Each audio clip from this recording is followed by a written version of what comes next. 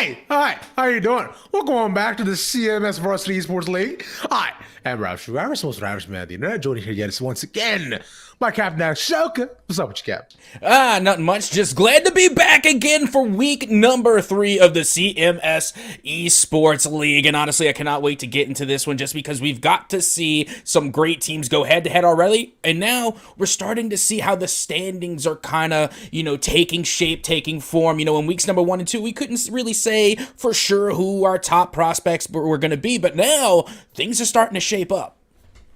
Yes, they are indeed, my friends. So let's take a quick look at those standings for the Valorant that we have so far, as we are not 2 weeks in, naturally. And I find the numbers will definitely vary a little bit more as of right now. But the standings haven't shaped up too much from what we saw previously, right? It's, of course, 2-0s across the board, as you see, with Artie Kelly maintaining their top leadership performance with, overall Palisades, Olympic, Baller, C's, and C's going on forward. Aside from that, as we go past Myers Park and past our top 8 is where we have, our 1-1s. And then eventually, as we get towards the next page, it's, Philip Berry and the rest of the teams at the very bottom who are starting our 0-2 lineup, which, they've had a slower start than usual, but hopefully they can look to pick things back up as the weeks do go on forward.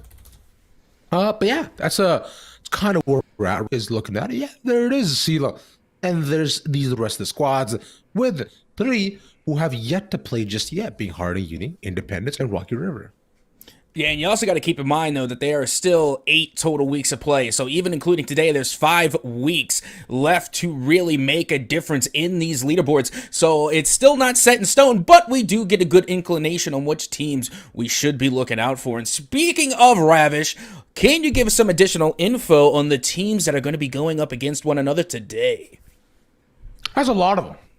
Well, so you know what? What I'll do? We'll just go ahead and take a look at this exactly. I don't have to explain it all because it's right in front of you. Easy to read, wonderful graphics for the matches that we currently have going on today, my friend. With right at the very top, East Mac versus Philip Berry, with South Mac and CLT Virtual going at the same time. Olympic and Hopewell, Huff and Providence, and so on and so forth. As you see, as the schedule does cascade down.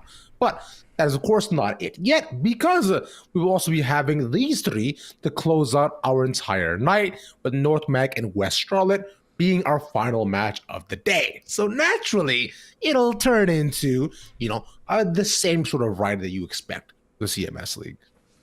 Yep, and it's going to be interesting because a lot of these teams are going to want to try and push themselves up the leaderboard. And of course, for our first matchup tonight, we're going to have East Mech versus Philip O'Barry. And the way that they're currently in the standings, you're going to have one team, which is East Mech, currently standing at 1-1. So they're so close to that top 8. They're right there. And meanwhile, Philip O'Barry is still looking to get their first win on the board. So there is a lot riding right now for both of these teams here in week 3.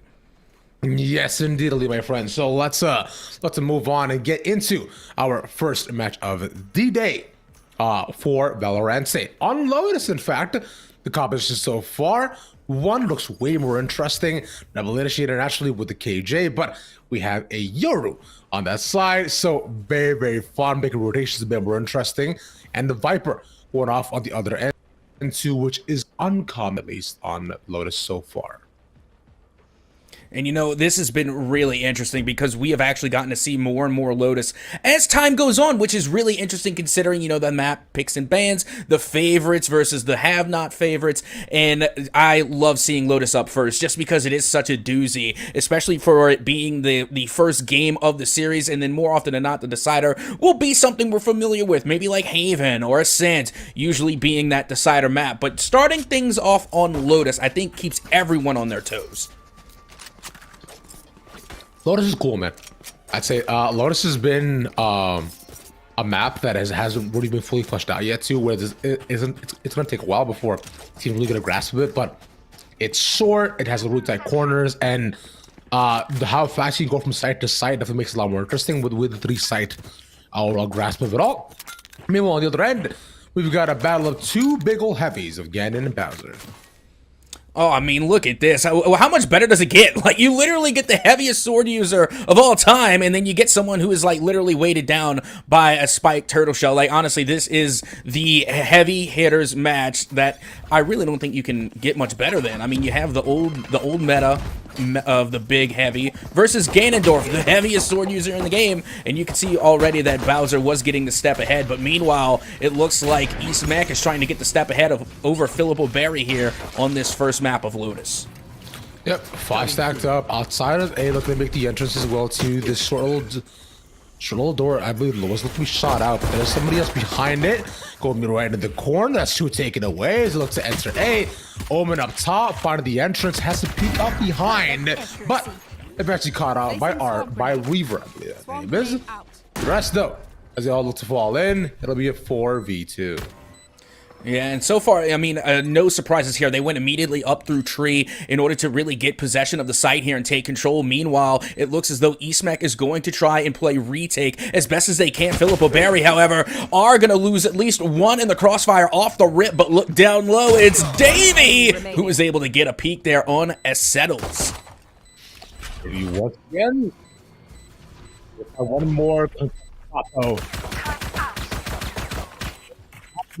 But saving here, I find, isn't exactly the greatest of options.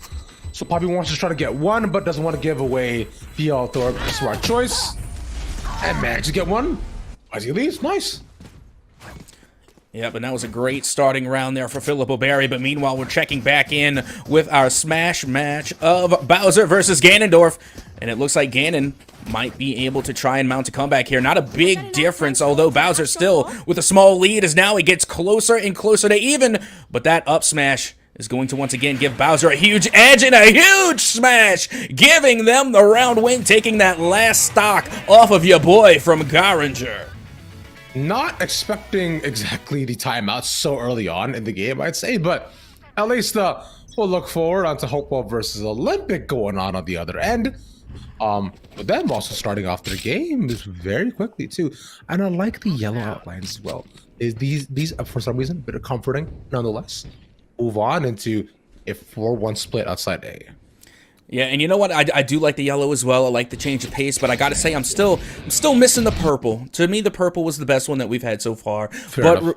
Yeah, regardless, here we are on Ascent, round number 1, the pistols between Hopewell and Olympic. And you know what? I'm looking at the composition, and this is something that I'm somewhat used to here, but I do like Olympic's KJ and KO combo a little bit more. I do indeed, yeah. And plus the Brim is interesting, but they only have just like one rushdown character, which is the jet to pop into a site. Meanwhile, Pop Watts gets one down by mid as the smoke goes down, but not gonna enter through here through garage. It'll still be full rotation to go to B main instead, and that means that all the Killjoy utils should be popped off as soon as they get past Speedway, and not gonna enter just yet here either. It's gonna take a little bit, but well, they lose one. Yeah, that they do, and right now Olympic trying their best here to just kind of guard the B main, but you got to watch out for Goose here. Coming from Market, does get the read and gets the elimination, and the trade does play out, and now only one player remains for Olympic, and then there was none. Hopewell will take the first dub in the pistol round. Nice defense too, as we were talking about previously. Just easy send off. Meanwhile, while we go towards Philippo Berry, one previous pistol, Reaver is just pushing. Nobody's looking at him. Nobody. They just all turned away. Y'all can't be doing that. Y'all gotta look at your opponents, man.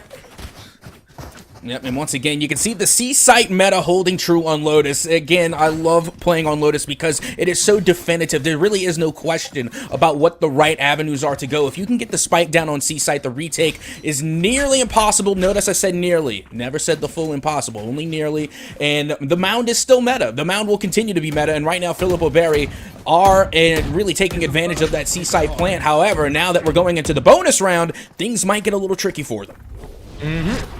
This is where they try to contend. As there we go, the fake goes out. Firefight used that for the peak, forces one back, but then in front of the smoke here as well, as they slowly have to make their way past that tin door. The paranoid goes out early, but nobody actually pushes past it, so it's just the tractor slow them down. And they should know from this point, especially from the jumps as well, they've all evacuated. Yep, that they have, and now they're really going to focus on more towards this mid lane here. And honestly, B is so tricky because it is the easiest site to plan on, and it's also the easiest site to retake. So, I mean, this is really when you just want to get the spike down quickly. Speaking of which, they're trying to rush down right now. Managed to make his way all the way to the other side. Nice. Well done by Firefang to use that as a distraction. And it catches us, steals. As the dart was going out. As right now with the force plant though, they can look just hold. Oh, the nade goes in, but doesn't get enough. It'll just be a trade, but it will be a 3-for-1. Dupo walks in, and it's an easy clear out. And, you know, and that's exactly what we were saying. You know, it's an easy plant. You can get yourself some quick money, some quick cash. But the retake is just as easy. I mean, look at the avenues going into B. There's 4 different entry sites that you can go to and really exploit those lane ranges. And again, we saw that, again, shooting down mid with the rifles. They were able to get not 1, but 2 clear head clicks. And from then on, it was just a shooting frenzy. And East Mac were able to answer back and now have their first round win on the board. Indeed, my friend, they did. It's like you were saying, quick retake, and then from there to made it tough to hold, but nonetheless for now, pretty much even weaponry except for Steals and Ice Spicy, who did get caught out in the beginning. Mostly I feel Barry looks to recover. It'll be pass going into C instead. Occasional util all across the entrance. And this is what you have to do because they know that C is a very difficult site to retake. You can't play for retake on C like you could on Haven, the other 3-plant site map. You have to hold the line then and there. You cannot allow the spike to be planted. So it makes perfect sense why they're going to anchor it so hard here in round 4. Yeah, but by the time goes down, like you're saying, but they're looking to walk past it to bit too much damage taken by Chicken Sandwich. But still allows them to get a free and clear open site. And this is a bold move by EastMac. They completely gave control of the site over to Filippo Berry. Even though they were able to get 2 eliminations throughout the process, they still allowed the spike to be planted. So will the Mound meta hold strong as now EastMac is underway with the retake? I mean, it's vital right now. You're looking at 3, continuing 4. It's a lot to go down. The spray trash is beautiful from Polo. And the rest just fall right away. Polo once again. And past the smokes we go. He's done a really good job of somehow managing to find like 2 to 3 each time with these both plays. Oh, absolutely. And that was a great counter to that mound that, you know, again, Filippo Berry was trying to capitalize on. And they were able to get some decent trades out of it. But Polo coming through the smoke, finding the head clicks was the perfect counter to that. Again, timing themselves perfectly, not to necessarily take a lot of damage, but at the same time, get enough time in order to really find those headshots and make sure that that spike was diffused. So a great play coming from Polo there, and as well as the Omen from the side of EastMac as we have ourselves a tie game going into round 5. 5 once again outside of A, same stack we win as previously. I'll make that a little bit harder as they immediately use that for the small bit of fake, and they let's say back through spawn for B. The Viper Wall is cover the entrance, but should go down a couple seconds. Yeah, and again, you know what? This is actually one of the few times I've seen Viper used on this map, and it's because that the meta is still somewhat being established on how to approach Lotus. So I'm really interested to see on how this Viper from EastMac is going to perform in a competitive setting like this. Rotate out, so looking to fake towards B, keeping 3 there at this point. We're playing very far forward. Pushing past the smoke would be a little bit interesting, but instead, all the attention that goes over all the way to C. The concussion doesn't even matter. Papa still gets 1 off the exit. As the rest of EastMac all fall in. Filippo Berry caught the outside, where Chicken Sandwich once again dies to Util, taking far too much damage. And past second C4, Polo takes another good for 2 every single round in a row. Yeah, Polo is just the top frag right now, and now out comes the showstopper as they look to confirm these last 2 eliminations. It's a 2v2, and now it's a 2v1. Polo finds a 3rd. He's on the outside. Reavers is stuck. 10 seconds left. He's also found, knowing which angle he's at. He can't get it, so he knows he has to walk in. Because saving here would have been an option, but instead, EastMac will take 3 rounds in a row. Yep, that they will. Polo leading the way now, going 9-2, having an absolute field day with $7,900 now down to $5,000. You know, spreading the wealth a little bit, buying for their team, and using that economy to their advantage. Meanwhile, we're taking a look at the Smash map, and still, it's the head-to-head between Ganon and Bowser. It's keeps on going back and forth, man, but Bowser trying to do his best. It's one stock to one. I believe this does decide the actual series.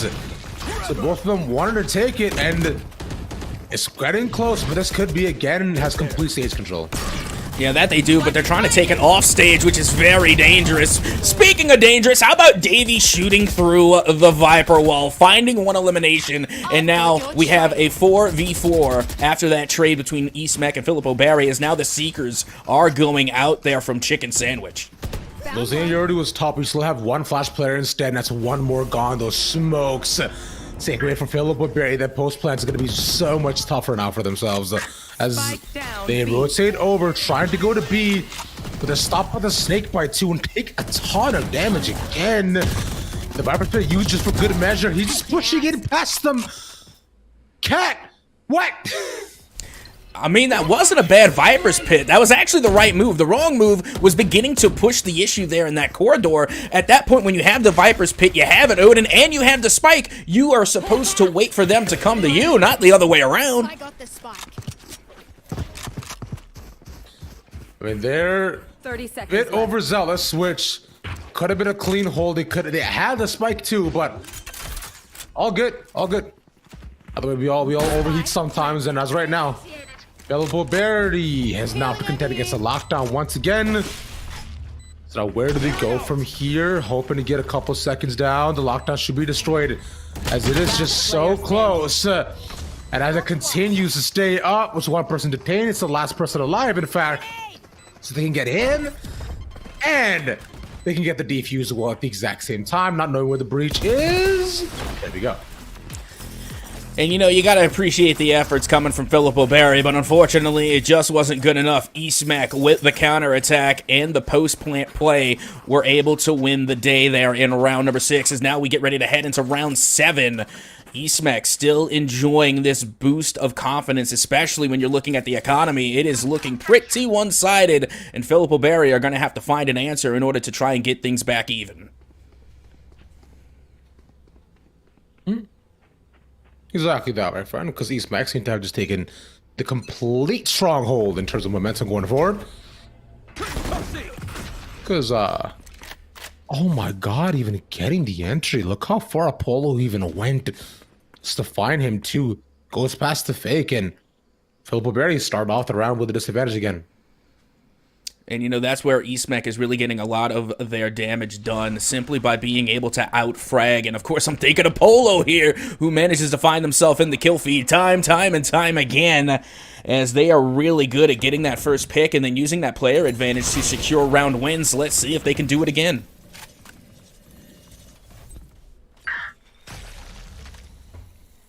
We'll find out as of right now. A different stack from what we saw previously, but this similar challenge that they had. No Molly to contend against it. They do want to make the entrance, but they do once again have to be a bit careful. No coverage to walk into the site. It'll just be a dry peek and walk past in. Sees one. I don't know why Cat didn't shoot before when he saw Bappo, but it'll be a trade. They still have the spike and the rotate over. 30 seconds left. Yeah, that Viper on the Odin is oh so dangerous. Such a nuisance right now to the side of Filippo Barry, but Fade able to get one elimination on Spicy. Now Polo, of course, doing Polo things, and that's just getting frags, as now you can see the spike does go down in the pit here on B, and it's going to be up to Polo to try and get the retake, but they are gunned down in their prime. Still one more, though. Spike continues to take his 3v2. His post plan is not hard at all for them to execute. They just have to make sure to stay safe, as they do have the mollies to be able to cover everything else there. As one goes out, Cat finds the back, or gets found on the back, and Fade as well. The swing, finally do it. Yeah, speaking of getting the job done, take a look at that. It was the Ganon able to get the job done on Bowser there to get that final stock elimination and that round win. A true battle of the heavies going on over there, and it has been going back and forth from what we can tell at least, as now we get ready to head into round number 8 between East Mech and Philip O'Berry. Yes, sir, my friend. It continues to go forward one after the next, but they'll have to take a small little time out after all that. Try to regain. I believe that was from the attacking side. So again, themselves after the first round. Let's get Hopewell too. Quite close to the end. This is kind of what we expected, right? These matches should get much closer as the weeks do go on. We find different matchups between the two of them.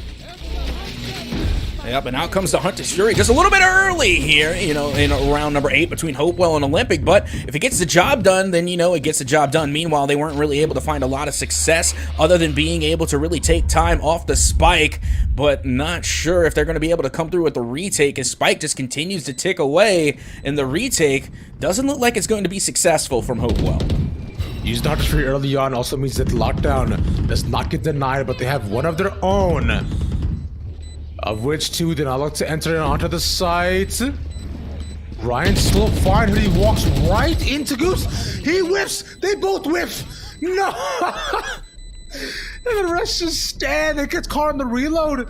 It's 2v1, the Spike will explode. Olympic get the round somehow. Oh, I don't know about somehow. To me, that was a big brain, high IQ play. The Omen didn't have to get the elimination. They just had to buy enough time for that Sova not to get the defuse. So they just sprayed and prayed and wasted away the clock. And inevitably, the Spike did detonate, giving them the round win. So good play right there. Oh, and they read the play for Fire Fang, not going for the fake instead. Completely shutting him down. And Davey also as well finds the back end, does not take out the flanker. There's one more person has all his corner on top of the site. Making a 4v2, a lockdown even used, but that should be counted pretty easy as there's so many people there. Full flash of the Omen, but Boppo comes in and Hunter's Fury to counter it. Weaver just watching it, his own lockdown util completely getting destroyed. Yep, it was a feels bad, and you know what I'm pretty sure I saw from Philip O'Berry is, you know, the flash went out, it was successful, but they had their melee out. You gotta get your gun out, mate, if you're gonna try and get those last-second eliminations, especially coming off the blind. You know, that is your opportune time in order to get an elimination, but unfortunately, you're not going to get it done with the Oni sword, no matter how cool it looks. It looks amazing. It's great. Every time you break it out, it's a fun thing to do, but unfortunately, it's not going to help you really solidify the Spike plan. No, it is not. It's you. You can try and struggle and move as much as you want to, but still sadly will not benefit in terms of your aid that you were looking for. Either way, you're now back again. Under 5:30 half passes timeout. And instead this time the util is set up as by the entrance of similar stuff, but Boppo will choose his fall off site, sees one, doesn't get caught even past the concussion. Nice. See, this was a great anchor by Boppo because not only were they able to let their team know that it is going to in fact be a C push, but they were able to avoid the danger and really stay alive there. Also, in the process, get 2 eliminations. You can see Reaver there able to pick up 2 and now get 3 and 4. Reaver absolutely popping off on the C site. Reaver not getting caught at the beginning might have just been what actually led them to the demise, considering they couldn't finish out the kill with him being concussed completely. And also then, but they just couldn't make sure to land the shots on him. It was a bit too fast. Unfortunately, nonetheless, keeping this game close as the other one that we see on our second screen.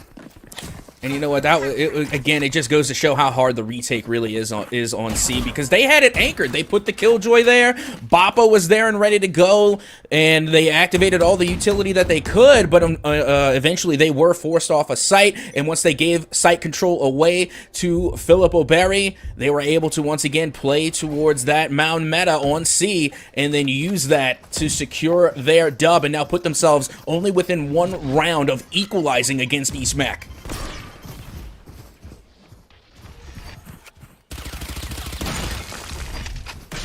Back and forth we go. Philip Berry. I've got your trail. Gonna change things up and push him through B this time. Firefang takes so much damage trying to go past the shock dart, but the rush does work out. But if you look at the health bars, though, it's not ideal for a couple of the members. Nonetheless, Spike gets planted, and both mollies go down here as well.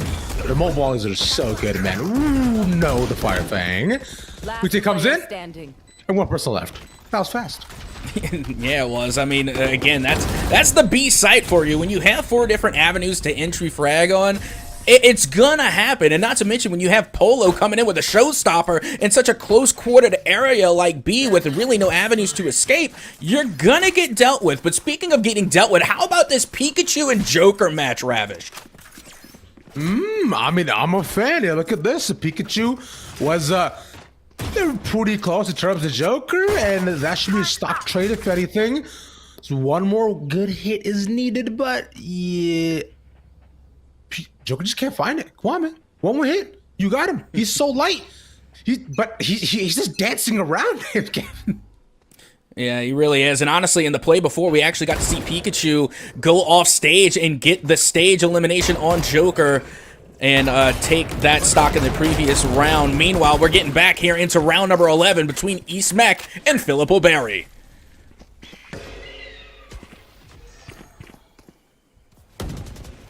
A lot of build right now from both these sides. Lockdown, especially for Philip O'Berry, which they can't use for the retake. And they have used a multitude of times to even to secure a site, if anything. And there's no constant lockdown to be had, but the Viper's Pit, which was used very aggressively on B. Also an option if they want to use it to deny the option, if they want to deny C, which is where the O'Berry are going to right now.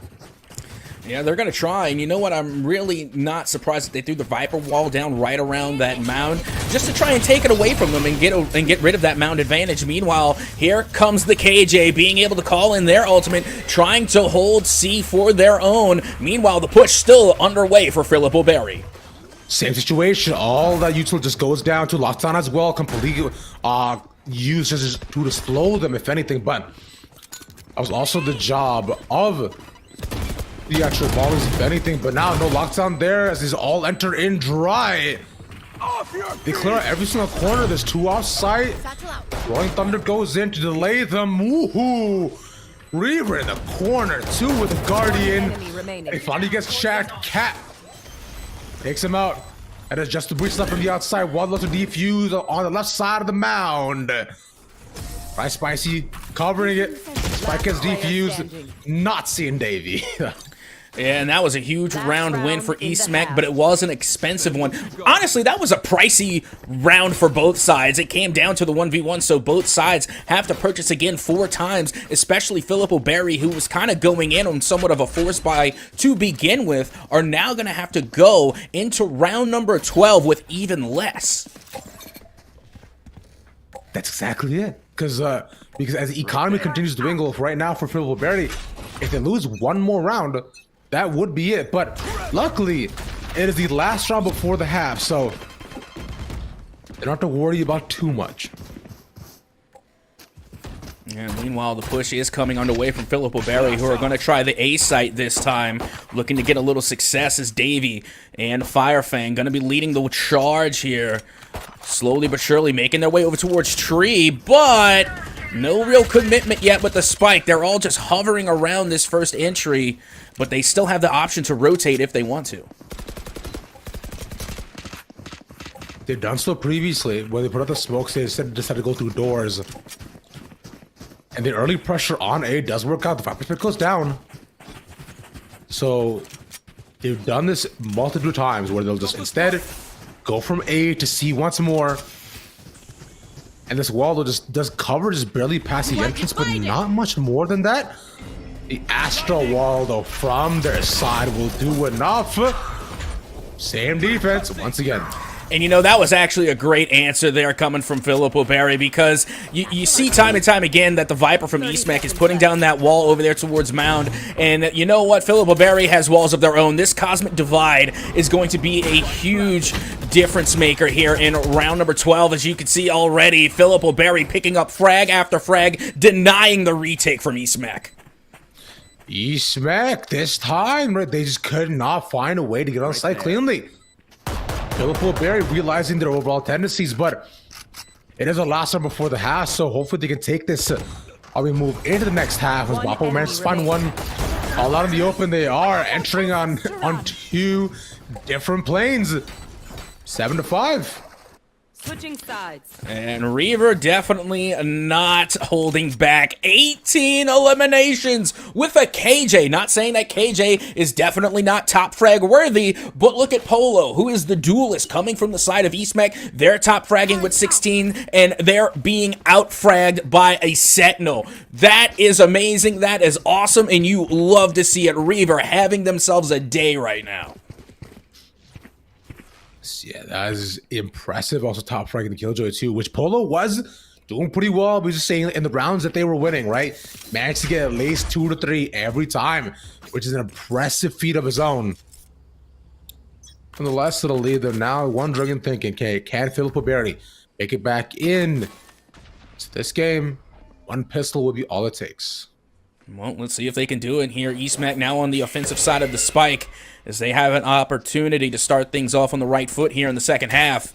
Slowly but surely making their way into B, which if you're gonna go to B, the pistol round is the time to do it. Bomb buddy out. Dark catching only one. The Boombot also catching, getting it out there as well. Gonna leave them now, looking to find ways. Panther spike. All Util does get up on top of them. Now, where the spike still goes successfully, the smoke's allowed to play. This should expire in a couple of seconds. Flash goes in, pull with 1 in the smoke. In the middle, 4v3. They enter from up top, and then all corner at the bottom. Filippo Berry found the round they were so desperately looking for. But, playing off site, Cat just gets in more than enough damage. Will not matter from here, though.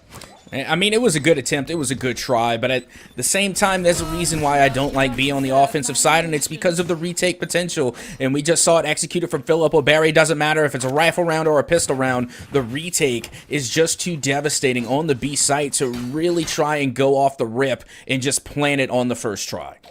As we get into the timeouts, it seems like the attackers love their timeouts here, Cap. They're just ensuring after the first round how they want to try to move forward.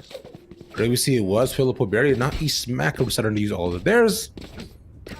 As you look at Hopewell and Olympic, which is at 10-3 currently. And honestly, I mean, if you have the timeouts and you're not using them, that's just a waste. There's no reason why you shouldn't be taking a timeout every now and again. Even if you're winning, go ahead and take yourself a timeout and see what you could be doing even better. There is always room for improvement. And now we can see Hopewell looking to find their room for improvement here as they are currently looking down the barrel of a 7-round deficit against Olympic. Exactly that. Hopeful, I believe they'll lose the initial pistol, looking to force up here. Do have the weaponry. A loss here could mean that they're looking at a 12-1 with Reaver Scrubby. 12-3, I should say, sorry. But Brian's not looking their direction. He should just be gone as Yeoman. Yeah, he just watches them all walk past so tightly tucked into the corner, making it 3 for 3 while they enter the site. Yeah, that felt like a little bit of goofy goobery, but Real definitely not going for any of the nonsense. They pick up 2 back-to-back eliminations there towards defender spawn. Meanwhile, they're just going to top frag all the way through. Evan Titan able to come through with the final elimination, giving their team now 11 rounds to their benefit. And back and forth we go, my friend. Next up, continuing forward, as he mentioned, Filippo Berry were the ones to win the bonus. Grenade! And could tie things up pretty easily here. But the usual that they do have, there's a full save from Eastmech.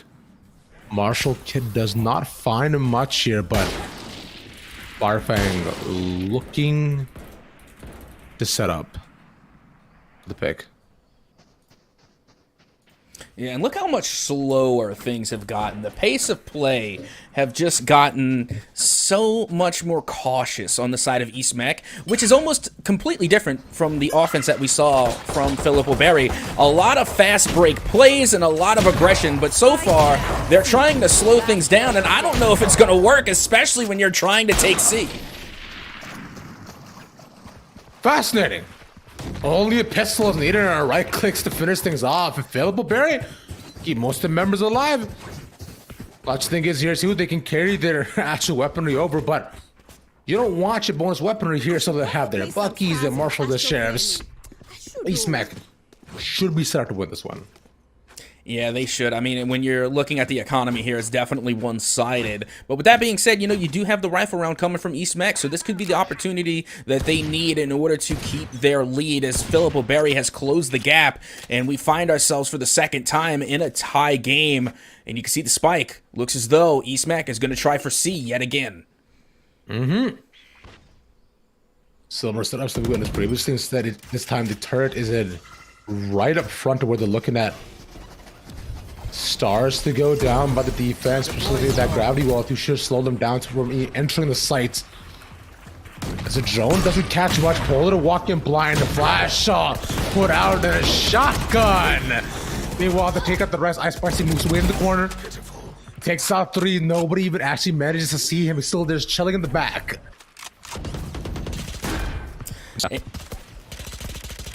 Yep, that it does. Meanwhile, you got Davey being able to get at least one elimination on the spike planner. Boppo going for the retake here. As you can see now, it is only one player left standing for Philip O'Berry. And I just got to point out, I love the initial defense coming from Philip O'Berry, just because Reaver was getting nutty with the Bucky. I mean, finding those eliminations and trying to hold off the offense is as great of an effort it was. It just simply wasn't enough.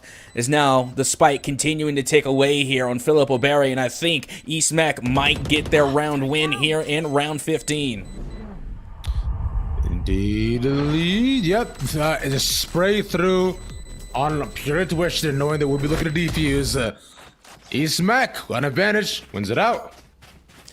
Yep, and no real big surprise there. Again, that was the rifle round. It was the bonus round. So if Philip O'Berry would have taken it, it would have been absolutely huge, and they would have set themselves up for even greater success and an even bigger win deficit. But with that being said, Eastmec will take the round in the rifles. But now we're going to have a rifle round coming from both sides. It should be nearly even as far as purchasing power is concerned. And you're looking at both sides right now, and you see a lot of rifles and a lot of shields, and then only one player that has to buy down.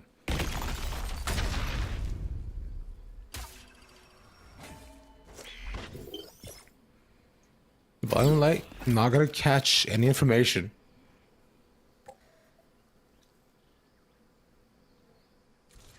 Then walk into B slowly. The wall being set up to, as soon as the smoke does drop, about to walk into B. Meanwhile, our other Valley match has ended off as you're expecting it to. Spike goes down.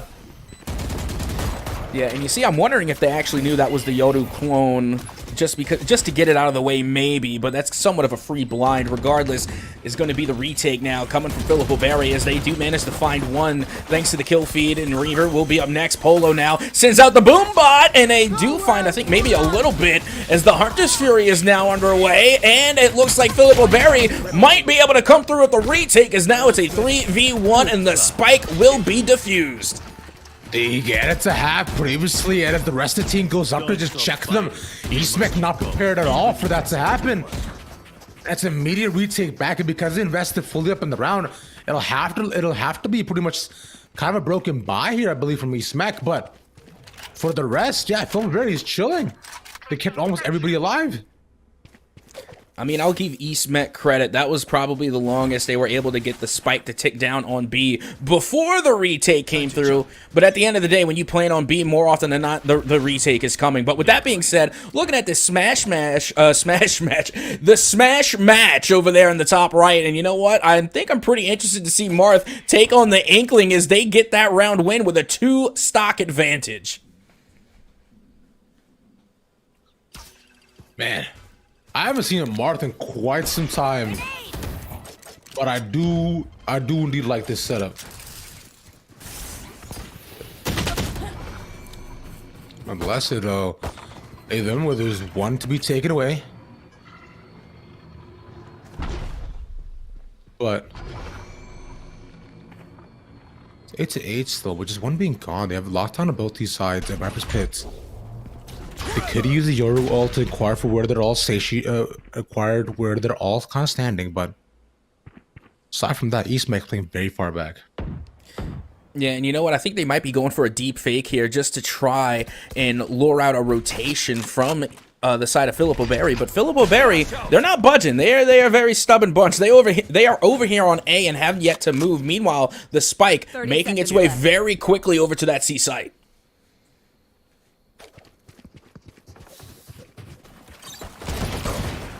Slaughter making their way in. One shot to clear. The rest all fall. Side is open, and the Viper's pit put down. The post plants here just barely in time, but the lockdown now in, so this makes things much harder. Unless they can clear it out, but they're gonna have to face check into the Killjoy to do so. This also means that the Viper will need to clear out before that goes down, but as Steels takes one, that's 3 players detained. The Viper's in the core, they're gonna have to keep hunting for her. They managed to make their way through. The Omen has to cover for the rest, and they do so. They stay alive through all, but they can't cover them all and find them in time. But the rest of all go, but the rest all fall. It's 2v1. East Mech somehow survived past the entire onslaught. Seeing another, it's a crossfire setup. The flash will have to be there, but he's running out of time. There it goes, but it's a bit too wide. They see him in front. A Thrifty. Yeah, not just a thrifty, but a huge thrifty. Again, it just goes to show the power of the C site once you can get the spike down. But on top of that, Cat coming in with the Viper's Pit, absolutely huge because it was able to really get a lot of the health off of anyone going for the defuse. And then after that, you had the Omen on Mound, who was simply getting the shots on with the Sheriff. So with the combination of the Viper's Pit and Omen from Mound getting the shots off with the Sheriff, it was a combination that led to a great amount of success in getting the side of East Mech a huge thrifty round to get the go-ahead round. But with that being said, let's make our way to JT Williams and Mallard Creek here and some smash in Animal Crossing. Indeed, back and forth we go, my friend. It was quite close. You saw there previously, but we've been seeing a lot of Inkling, I find, throughout this entire league, but not a ton of the classic swordies that we had back in the original roster. And you see, that's the thing about Marth. I feel like Marth is one of those OG swordies. Not as OG as, say, like Link, but, you know, when you're talking about Fire Emblem, Marth and Ike were the ones that really led the way. And when you think Fire Emblem, at least in terms of Smash, you know, I immediately go to Marth and Ike, the OG swordies that really brought around the sword meta. And as far as Inkling is concerned, one of the newer additions has been quite favorable amongst competitors. I still think Marth has an upper hand over Inkling. I like Inkling, just not in this matchup. Yeah, it gets really tough to be able to put down enough damage to warrant any sort of executes against the Marth as well. So, as you see right now, he's playing beautiful spacing, but getting tossed up at 100. This is kill range pretty much right now for Inkling. If it just needs a little bit of paint down, though, is the issue, and he's doing a beautiful job of shielding every single little bit of that. So, surviving, nice paint bomb. That should be it. But now, Bot surviving is crazy. He is covered. Thank you. Well, there you go. Eventually, Marth does get eliminated. And, you know, not much love lost there. Only 39% done to Inkling in the crossfire, so it should still be a close match. Speaking of close matches, check out East Mech and Philip O'Berry. Now, after the timeout, only a 1-round deficit between the two. I feel like we've seen 1,001 lockdowns at this point. Oh, still couldn't exactly get the actual transfer. Flash in, but the dart shows them out before they can even get anything done. There's shock dart as well to take out the diffuser as they look to all move in past door and check the rest of the members of Philip O'Berry, who are already outside and waiting to at least get one elimination. But both plan from Ace Mech, too strong. Yeah, and you know what? The A site is also just a fantastic way to go. I mean, eventually, you're going to run C site into the ground, and they're going to start stacking C tremendously. So going that route to A honestly reminds me of a lot of the A route on Ascent as well, and it's all done by going through tree. Whether it's on Ascent, whether it's on Lotus, you always go tree, and somehow, some way, you manage to find a little success. Even more so on Lotus because you have that revolving door behind you, so if anybody tries to flank, you get an immediate notification sound alert that, oh, someone's coming from behind. Although, at the same time, you do leave yourself susceptible to a lot of utility because you're in a closed corridor. So, with that being said, they're going to try C again here in round 19. What's Corridor City working out so far for themselves, though? Polo walks in, showstopper out. And a blind one shot and nothing to be found. Meanwhile, following the TP. Oh, not even gonna allow that to walk in. Firefang stuck, still takes one dryly. Pass the wall, sees the second. Look at Chicken Sandwich, the double peek out. And Davey to take both. Chicken Sandwich still alive. Now they have a 2v2 on the site. And you know what? That's just great teamwork coming from Polo there. You can never let your teammates swing alone. You always got to go for the two-player swing in the best or in the worst of situations. So they just did what they had to. Meanwhile, the spike is continuing to tick away on Philip O'Berry, and that was a huge molly coming from Boppo as time nearly running out, and a huge shot from Settles should all but solidify their win, and it will be another round win for EastMac. The start off and the ending is wilder at the end, my friend, because you've seen that the post plants are just so difficult if you do not have a smoke on your diffuser. Out of the open, they can just watch the outside, and with nothing to actually contend against them, the flash only does last for so long, leaving them all uncovered. EastMac falling in a position with 3 rounds in a row, looking to close things out. And you want to hear something interesting, is that actually yesterday, or actually, my apologies. Over the weekend, I had a chance to cast 99 Strength on Lotus. And you know what? I made the statement there that Lotus is actually, in the terms of win percentage, is offensive sided. And, you know, I got a lot of scrutiny. I was saying, captain's captain, you know, that's a hot take. I don't know. But come to find out, 99 Strength ended up winning that matchup on the offensive side of the spike. And if there was a statistic of Lotus here in the CMS League, I would be willing to wager that Lotus is offensive sided in this league as well. Maybe so. I have to look at the stats myself to see how it does pan out for now, but nonetheless, they all look to wall walk in. Polo not found towards the back of the side because all of Philip Berry are playing at the back of the site. There is one lurker all the way walking around, being that KJ. But he'll be a little bit late on the lurks. Now walks in, should see the Viper as they... Oh! Yep. Takes him out completely. Philip O'Berry on a save round has somehow found the positional advantage. The 5-person retake is somehow just working out. Wow. Thrifty. And you know what? That's the second Thrifty round we got to see. One for EastMac and now one for Philip O'Berry, and you absolutely love to see it. But also, I take a little bit of responsibility for that. I feel like I casted Kirsten EastMac just now, you know, right before the match even started. Oh, yeah, you know, statistically, win percentage, it leans towards the offensive side. And now, out of the blue, Philip O'Berry comes with a defensive Thrifty round. So, you know what, EastMac, just chalk that one up on me. That one was a Captain Caster's curse. Hey! Sometimes these things happen, right? What can you do about it? But nonetheless, it'll leave us now in a position where we're looking at a bit of an interesting situation. They made this game so close between Philip O'Berry and EastMac as well, but right now Firefighter finally gets the better of Polo, who's just been doming him at the beginning of these rounds. And meanwhile, it's going to be another slow push from EastMac, and honestly, this is the type of playstyle that I really like. You know, you take the slow pace in, but then you have to fast pace out. And of course, I'm talking about post-plant. So meanwhile, you know, they're really biding their time, using this Viper effectively in order to get those walls down and really get a quick avenue onto site and try and take control. It'll leave them now to go off, and oh... with the Seekers, well, before they can even land, too. Does look like the peak tape is to get one flash character now down, and the rest of EastMac now walk in. They have the Yoru for the setup. Makes way pretty deep into the side. He has a lot of smoke coverage, too, but going into the Viper's pit might just be death. Oh, this is clutch. He's not found out. He shoots all the post-plant utility, so they can actually take the plan if they do want to. The snake bite is the only thing that is actually covering them and stopping them from doing so. But Cat's still not found. Working himself in and outside the Viper's pit. Finds another. That's 3. And barely escaping, getting the clutch. Now, hang on. Is there enough time left on the spike in order to get the defuse? No. They didn't get it halfway. They don't get the defuse at the last millisecond. It will be a clutch dub going to EastMac, and now they're on match point.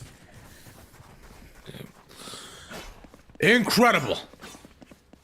Just saw the small seconds too. You saw how Cat played at post plant so well.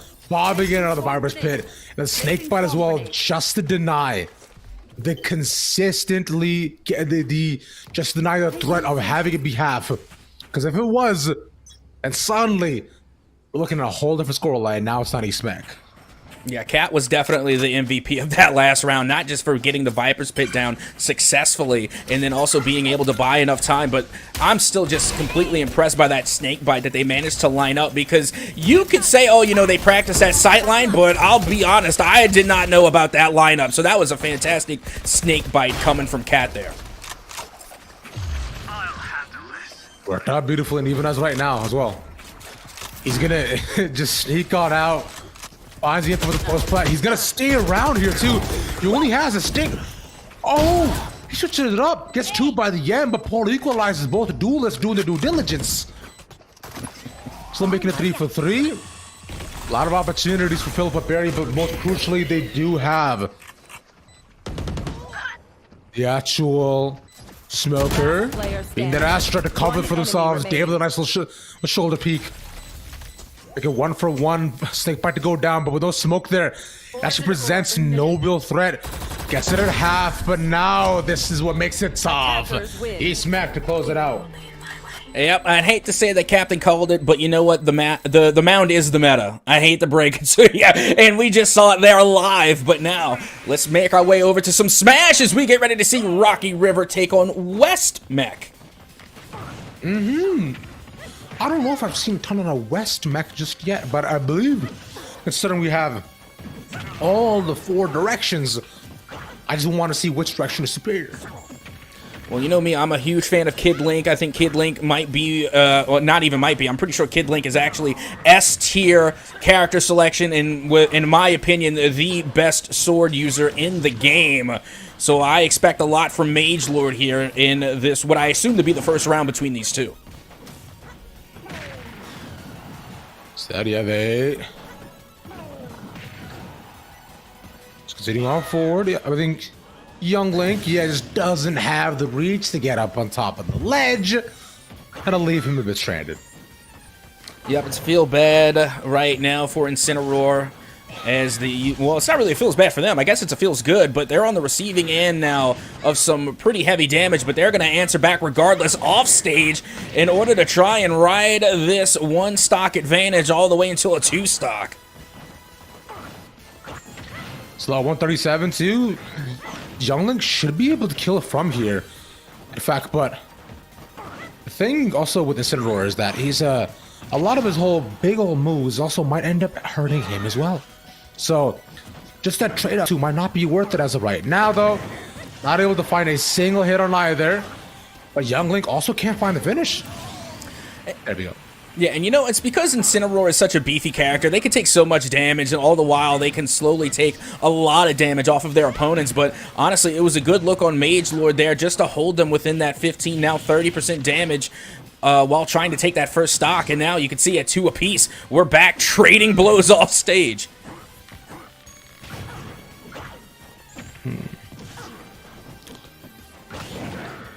Continue to do so. Yeah, just back and forth we go. Ooh, nice deflection. ZV that takes a little bit of damage, but you can toss it around. But I find, as the big boy, that's a trade you're more than willing to take. And ooh, cannot find the closing, but both of them though, at danger is being tossed off the stage at any point now. Yeah, and you know what's one thing that I noticed from Mage Lord that I haven't seen a lot of, and it's the use of those ranged attacks. There we go, the fire arrows now coming out. Not sure how much damage they're going to do against a fire-type Pokemon, but I guess in Smash, you can always give it a try. But with that being said, they also have the Boomerang in their arsenal and the bombs, and we have not seen that used yet by Mage Lord, so at any point, you could start to see that utility come out from this Kid Link.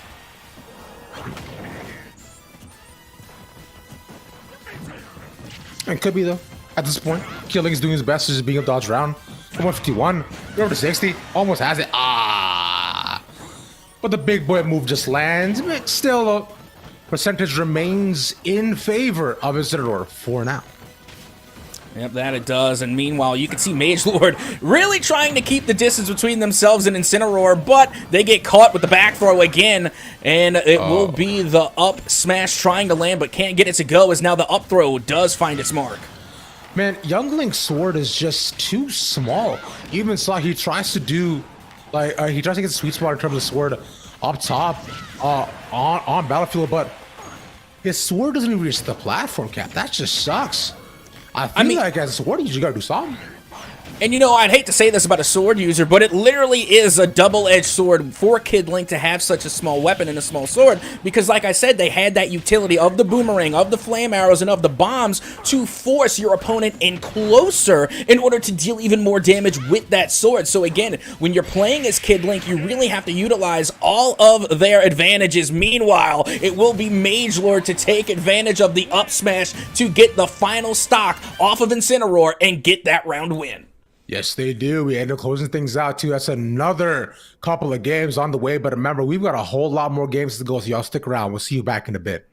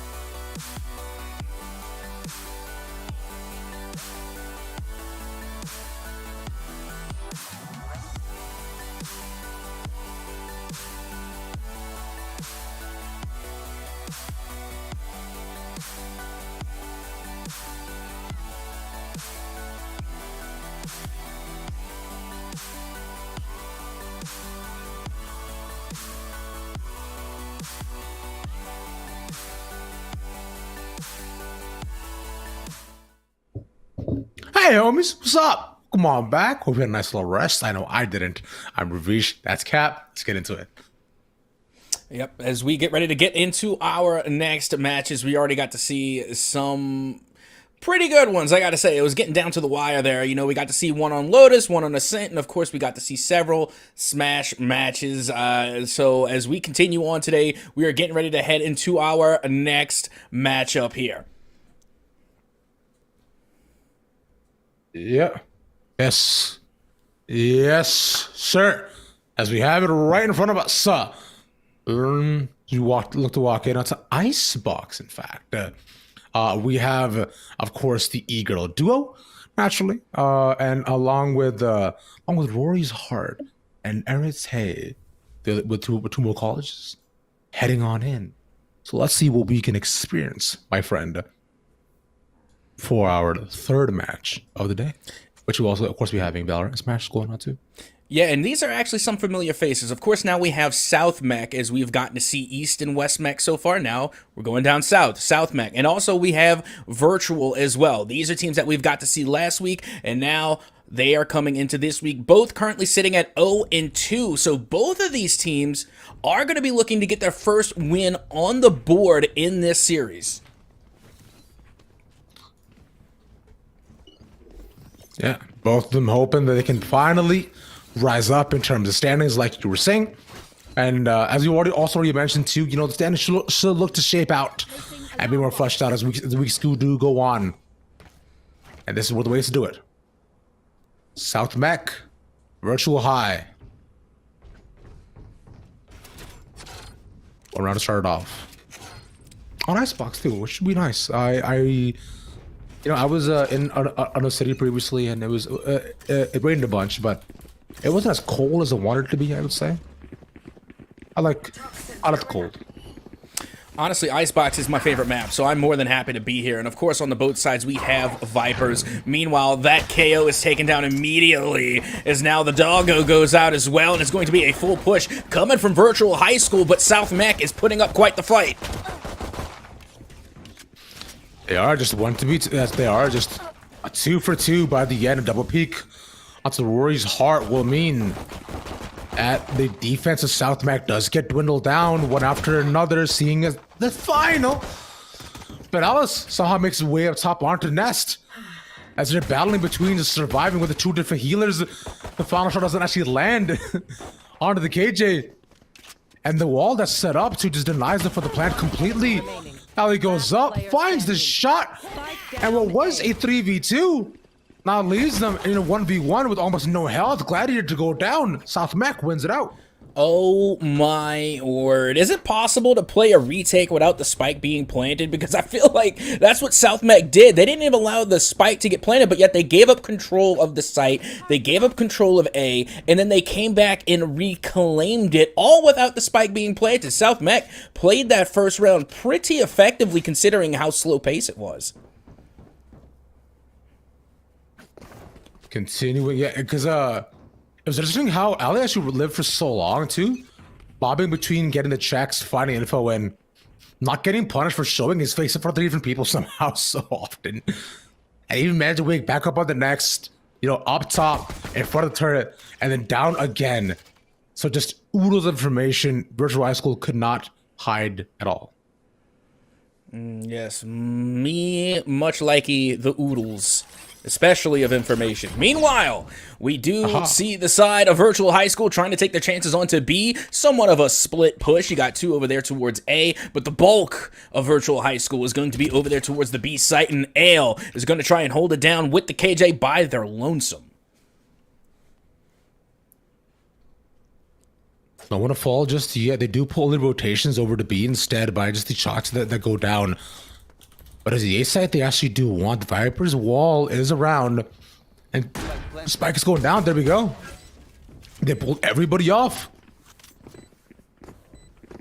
Here. Yep, and down goes the Spike on the A side. A nice little bait and switch coming from the side of Virtual High School as they look to try and hold their own.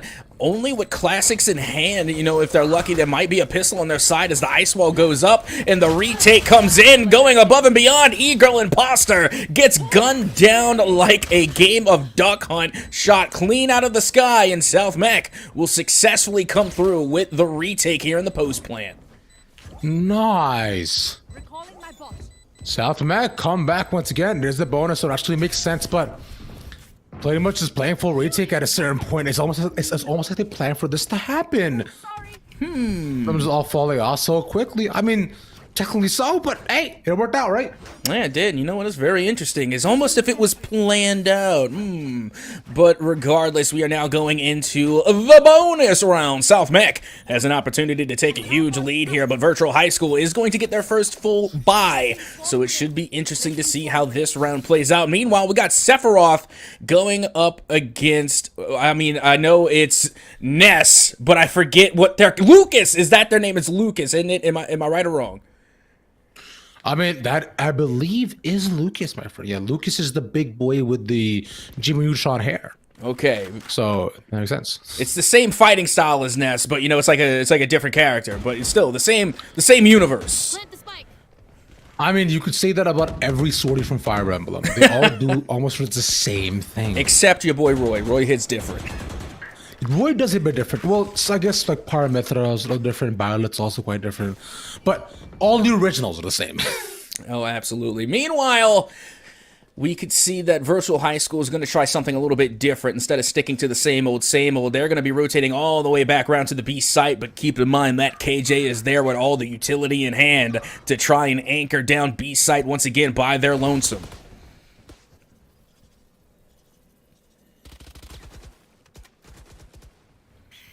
Slow walk in. Flash to cover the corner. Ollie with a peek, full blind, it has to walk out. Cannot swing away from it. And within a matter of seconds, South Mech left with just one person. Nope, make that mun. Virtual High School on the bonus. Equalize. Yep, and there goes round 3. And again, no real big surprise there. You had the buy-up coming from Virtual High School. You had the rifles. You had the shields. And South Mech, instead of playing for round 3, they're going to be playing for this round, round 4. And now, instead of completely trying to force up the buy in the previous round, they're going to be able to go toe-to-toe. And we should have our first full rifle round coming from both sides as round number 4 is about to be underway. Placing swarm grenade.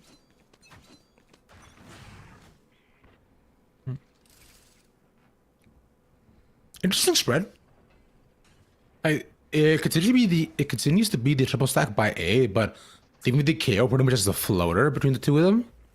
Found them. Here. The same wall used for the plant, a little bit off from Olive, not full blinded this time. But still a Guardian AI. Oh, barely makes his way into the corner, not able to find anything. Yeah, not able to find much, but they do find this big old Viper's pit laid down right on the B site as the spike does get planted. And on their way out, Fawny just runs into an absolute shooting gallery. We get the DV2 still. Oh, but Eagle Rope pops out of the smoke, cannot find the spray. That'll be the mirror matchup from RSA to close things out. A 4K by the end of it. A 3-1 for South Mech, who want their own guns. Look a bit better, more confident. Yeah, that was a fantastic retake once again coming from South Mech, showing that they know how this map works. They have managed to execute the retake not once but twice on both sites. They did it first on A and then they did it on B, and that's what happens when you find an equal rifle round. Meanwhile, what is also pretty equal right now is the stock exchange between Sephiroth and now Ness. It changed from the Lucas to the Ness. Interessante. Which, I guess the Ness is a bit more powerful. He does have a hat and a yo-yo, which I think is the only difference between them and Lucas. I don't know what Lucas is better. I'll be perfectly honest. Is he the same? It's like Pit and Dark Pit and Samus and Dark Samus. It's the same thing. Yeah, it nearly is. And you know what? Fun fact, we were even saying this prior, during break, but that was actually not Sephiroth's first time losing to a child. They constantly lose to a group of teenagers in Final Fantasy, and then, of course, in Kingdom Hearts, Sora ended up getting the one-up on them as well. So this is just a reoccurring incident for Sephiroth. I thought you were going to talk about they're losing to a group of teenagers, which I was thinking like, oh, you mean kind of like Scooby-Doo, but you're meddling kids. Yeah, the meddling kids who just keep destroying Sephiroth's plans, and I have no idea the universe that they exist in. Like, I don't know what's called. I've never played a single Final Fantasy game. Oh no, Rory's heart. That's one. Oh, second, maybe. Spray it. Nice. Managed to get it. And you see Virtual High School changing up the pace here. They took things slow this time around, and things are looking a lot better for them as they come through with a huge, flawless victory. And E-Girl Rogue coming through with a 4-piece, nearly getting the ace. Yeah. Nearly so. Which, I mean, we've gotten that twice now. Eagle Rogue has managed to take, like, 4, bro, at this point, which is crazy. 2 rounds in a row as well. So, and it is similar to, I thought, what Polo was able to do in the previous map. Out of the way for now. As we look at the rest of this game, with Ness and Sephiroth as well, is going so ridiculously in the favor of Ness. As I say that, he goes down. Yeah, that they do. Meanwhile, you can see that it looks as though the spike will be going right up Main Street towards Kitchen, inevitably going towards B. Meanwhile, you have a 2-stack right outside of Kitchen there, looking to try and get some type of frags, even though this does look as though it is going to be a little bit of a one-sided venture when you have Vandals going up against Classics and Spectres. That's kind of the expected result. As we pop in, right? Which is it is what it is. Either way, Heartless Fury at lockdown right now available for South Mech. So, I do wonder if they can actually look to stop this right now. South Mech, though, I find they're in perfect position to just play off site and to come all the way back in. Because currently Virtual High School is set up around the mid. You want to do kind of like a 4-1 split. It's just Gladiator Eye pushing by himself. Signaling that it might be a mid push, faking towards it though. Yeah, and you know what? I mean, this definitely seems very familiar. I mean, I do recall back when we were going through the initial rifle round that it was actually going the way of South Mech, so I wouldn't be surprised if they stand tall here again. But with that being said, Virtual High School have definitely found their stride since then, so this should be a much closer bout. As you can see the spike heading in full force over towards A.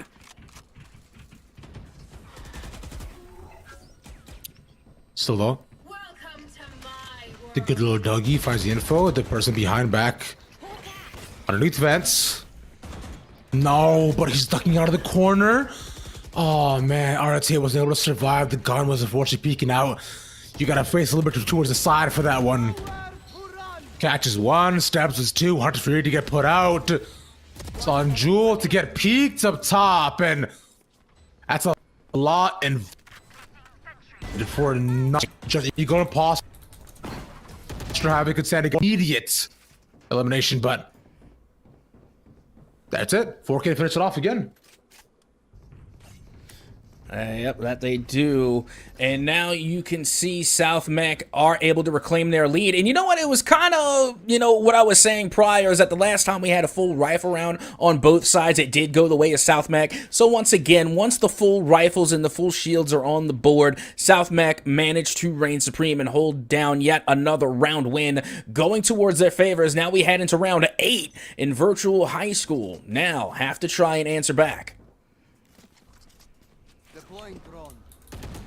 Back and forth again. Here, back and forth again we go. Here, though, Cap, as actually expected between the two of these. Ooh, tough pick off there by mid.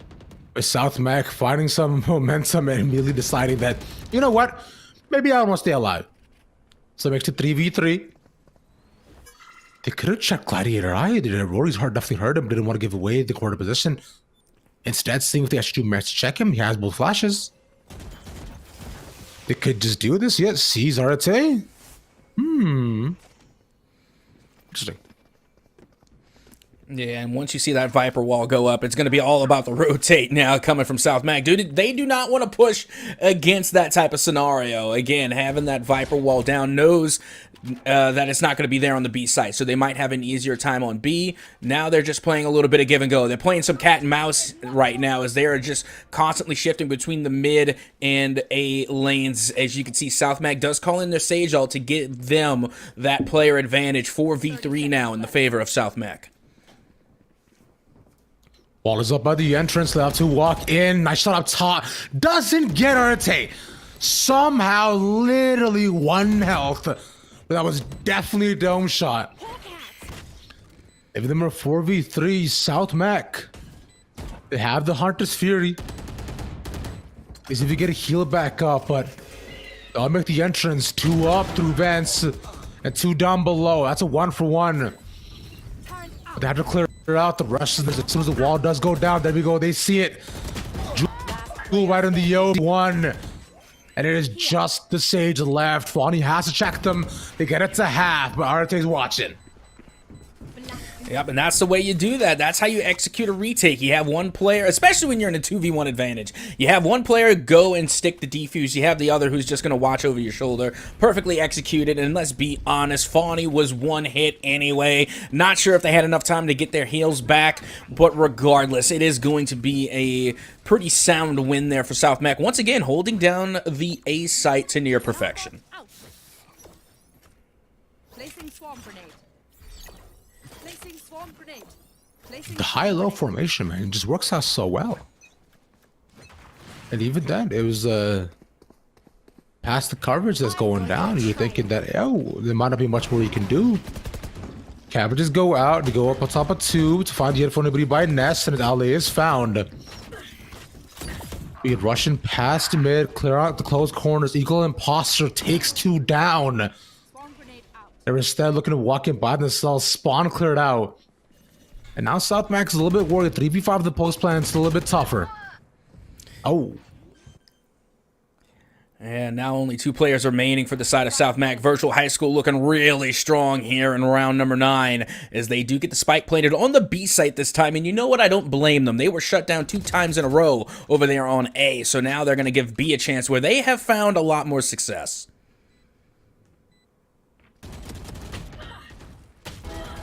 And the success just come in past the wall.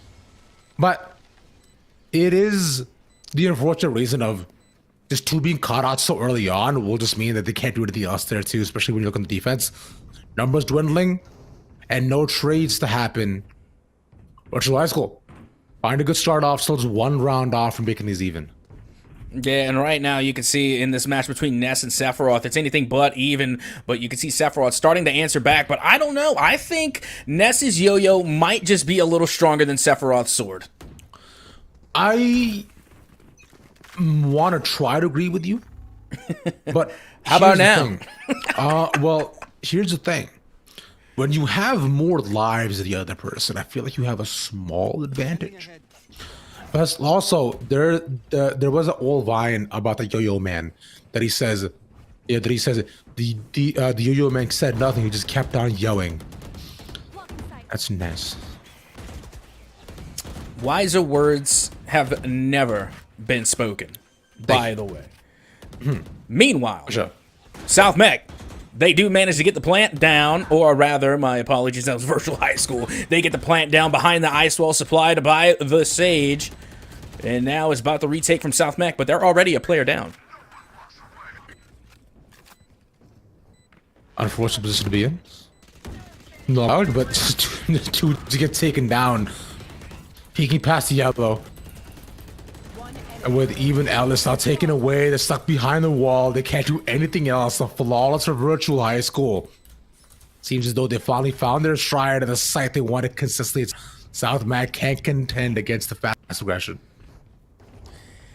Well, you can see now we have ourselves a tie game at 5 rounds apiece. And now, as we get ready to head into round number 11, only a few more rounds left, 2 to be exact, in this first half. So whoever is going to be able to take this round should be able to close out the first half with the lead and should give themselves a good bit of momentum heading into the second half of this this map here on Icebox. Indeed.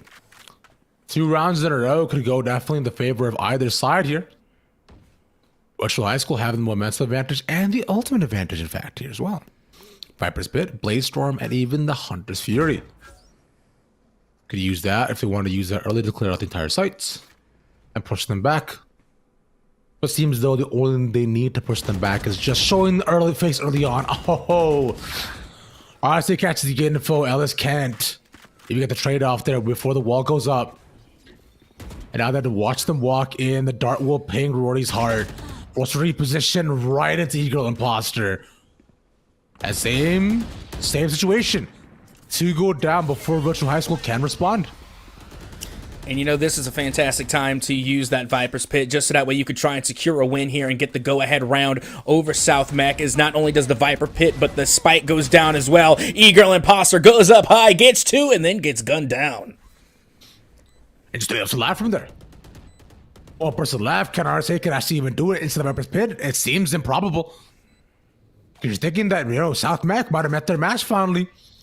It's a big noise Q pass jump. Definitely knows where 1 is. Sees the direction of the jewel. Could take him. Finds the legs. Oh! Just can't close it. And finally. Wait! He had the reload. He almost takes it. They both had to reload. Guess what? He got a tie. No shot. This is happening. 1 left, but there's no time to defuse. That was a fun series of events, but they still get the round. Yeah, I'm not sure what type of Skylarkin shenanigans, goofy goobery we just saw, but it did go into the favor of Virtual High School. So, you know, kudos. They were able to get that round go ahead, and now they are looking pretty well in terms of economy and should be able to close this first half out strong and give themselves an advantage going into the second half. Meanwhile, South Mech, unfortunately, simply weren't able to come through with the retake, and I'm pretty sure it was because of Eagle Rogue there holding it down with that Viper's Pit.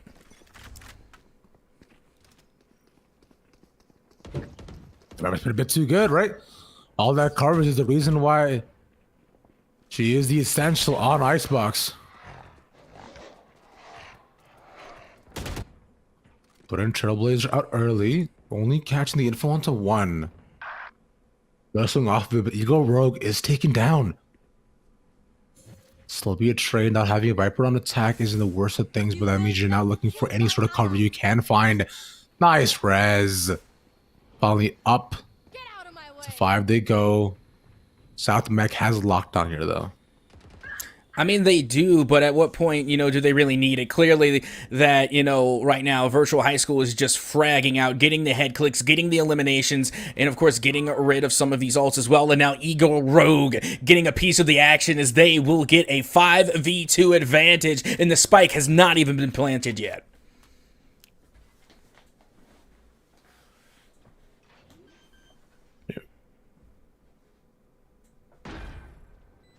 Two members left from South Mech.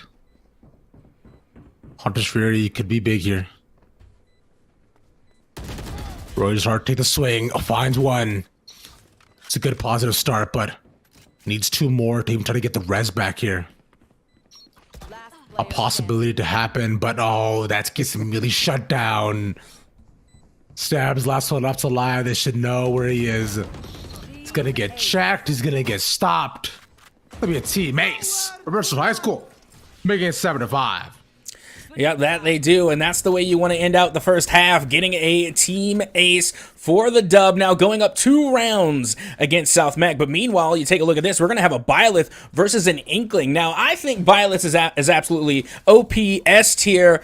Again, one of the best sword users there are in Smash, going up against an Inkling. But with that being said, I think Byleth is the answer for a lot of the meta picks, whereas Inkling, I think, is somewhat unpredictable. So honestly, I don't know if Inkling could or could not take down Byleth. I want to say no, because I like Byleth, and Byleth has 2 weapons instead of just the classic one that every sword person has. In fact, no, Byleth has 3: a bow, a sword, and a spear. Meanwhile, Inkling has paint, and paint gets everywhere. As someone who's painted their house not too long ago, it's annoying. So I'm not a fan. Yeah, and Byleth is pretty covered at the moment. One good solid hit from Inkling should be enough to put Byleth down and out, but they can't get the confirmation. And there it is! A huge forward smash. Inkling will get the last stock off of Byleth in a huge upset, to say the least. Meanwhile, let's head on back to Virtual High School versus South Mech on Icebox. You're right, because I am upset. I liked Byleth. Ha! Pish posh applesauce, 7-5 pistol round in the favor of Virtual High School. Look at me once again as they want to transcend into the bonus, make the lead between them and South Mech even larger. With almost a full round lead that could contend against them all. And you see, Icebox, unlike Lotus, has been around for a while. People already know how to play it. They have a lot of experience here, so we kind of know where the win percentage lies on Icebox. It is a defensive-sided map. That's where more of the wins would come through, so it's no surprise here that Virtual High School is doing pretty well on the first round of the defensive side of the spike. Yeah, see, that's the thing, right? Because you know that it is going to be, you knew that it was going to be much tougher as things switched over, but just the fact that Virtual High School did so well on the actual attack as well is truly a feat to be accomplished and celebrated. Whereas South Mech has a tough road ahead of them because they don't have the same sort of rush down strats and confidence in shooting that Virtual High School did. They're in for a tough time. Yeah, and you know, that's not to say that it can't be done. It most certainly can be done. It gets done all the time. The difference is that it just makes it that much more difficult to actually do it. So it's not to say that South Mech can't pop off on the offensive side of the spike like Virtual High School did. It's just to say it's going to be a tough bout. Meanwhile, you have Eagle Rogue laying down the damage with the Bulldog and now finds 2. He didn't even scope it or nothing. That was just straight shooting in front of Yellow, in front of 3 people. And didn't get checked. That's crazy. Yeah, just straight shooting. That's wild. Sees more in the corner, looking to get his ace if he can. They're setting up for it. Oh, God, yeah, he takes it. Man, that's PM. Why'd you have to do that? Hey, Bulldog go brrr, okay? We know this. As a matter of fact, I could do that better. Bulldog go brrr. There you go. That's more like the Odin, my friend. I find the Odin in the areas go brrr. It do go. But the bull is supposed to be like a brr, brr, brr. You know, that's only when you aim in, though. But he didn't have to do that. That's the best part about the Bulldog. Debatable. Okay. Felt like Little John there for a second. Just, okay. Oh God, that's a throwback. You know these youngsters don't know about Lil Jon. You know, is Lil Jon still around making music? He's a DJ now. That makes sense. Either way, let's go ahead and scratch some of these records as we look for the new hottest mix on what Virtual High School has to show. That's one going down on the next track. Yeah, and it's going to be a massive rotate coming from South Mech now as they finally do have an upper hand. But look at Gladiator being oh so cheeky, being a literal rat right now, hiding in the corridors, looking to get a peek, and now is all revealed, dealing no damage. Somewhat of a wasted opportunity of what could have been the cheekiest flank I've ever seen is now just null and void. That's so tragic, and he doesn't even get punished for it either. So it's huge that he's alive, but now finally South Mech manages wall walk in. This is the bonus round, right? So this should be naturally going in the direction with the walk into Eagle Imposter to get just one. You're hoping to get at least 3 here. If you are Virtual High School, just so you can do enough damage to the economy. And to get one, yes, more than good right now, as you can see here that it will be a Virtual High School still holding their lead. South Mech, though, able to finally find themselves an answer back here in the second half. And it looks as though South Mech now have a little bit more purchasing power to work with here and could very well start their path onto a comeback. But again, Virtual High School extending their round win deficit from 2 to now 3. So still a lot of rounds to be had, but Virtual High School looking pretty strong. Mm-hmm. This was the expected result, to say the least. And instead, now they set up with 2 on B and super ready corners, but the rest of Virtual High School are all going on A. One gets taken down, rotation to come in. Eagle Imposter. This peak is crazy, and it works out. He gets unpunished. 1 for free. He leaves the site. I'm telling you, Eagle Imposter has to be like a geometrist because they managed to find those angles. I mean, they are like literally hitting the cheeky series, and it's no wonder that they've managed to really come in clutch several times. Meanwhile, Eagle Rogue also top fragging for their squad and still laying down these head clicks here onto this A site. Easy stuff. They just push them all back on belt. 1 enemy remaining. And lead the rest to try to contend against the diffusion, but Gladiator AI is right in front on 3, taken. Finally gets punished, but that's the defuse. They still get the round, they get everybody else too, so eco damage. And the rest done in spades. And not only that, but if you look at your top right there, you can see an interesting match in Smash as well. You're going to have Villager versus Me Brawler. Honestly, that is a match that I would love to see. That is an interesting setup, to say the least, because you have 2 characters that are somewhat identical, even though Villager a little bit more controlling, a little bit more zoner, but, you know, just going up against the Me Brawler, I think makes for a pretty good matchup.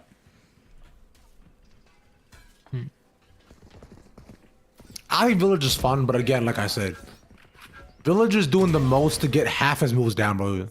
You do a cut down trees and plant it too.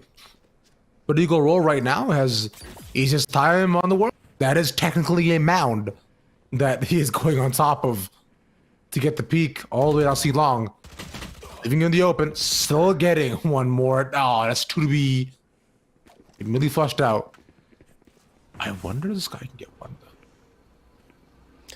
I mean, this is really interesting because normally when you look at the offense, of course, they move in unison, they move as a unit, and they are able to rotate and get spike and take control of site. You rarely see that from the defense in terms of mobility. They usually have at least one character or one agent that anchors a site and then the rest rotate. But no, right now, Virtual High School on the defense have been moving as an absolute unit, and now Stabs comes through with 2 big head clicks and only Gladiator remains.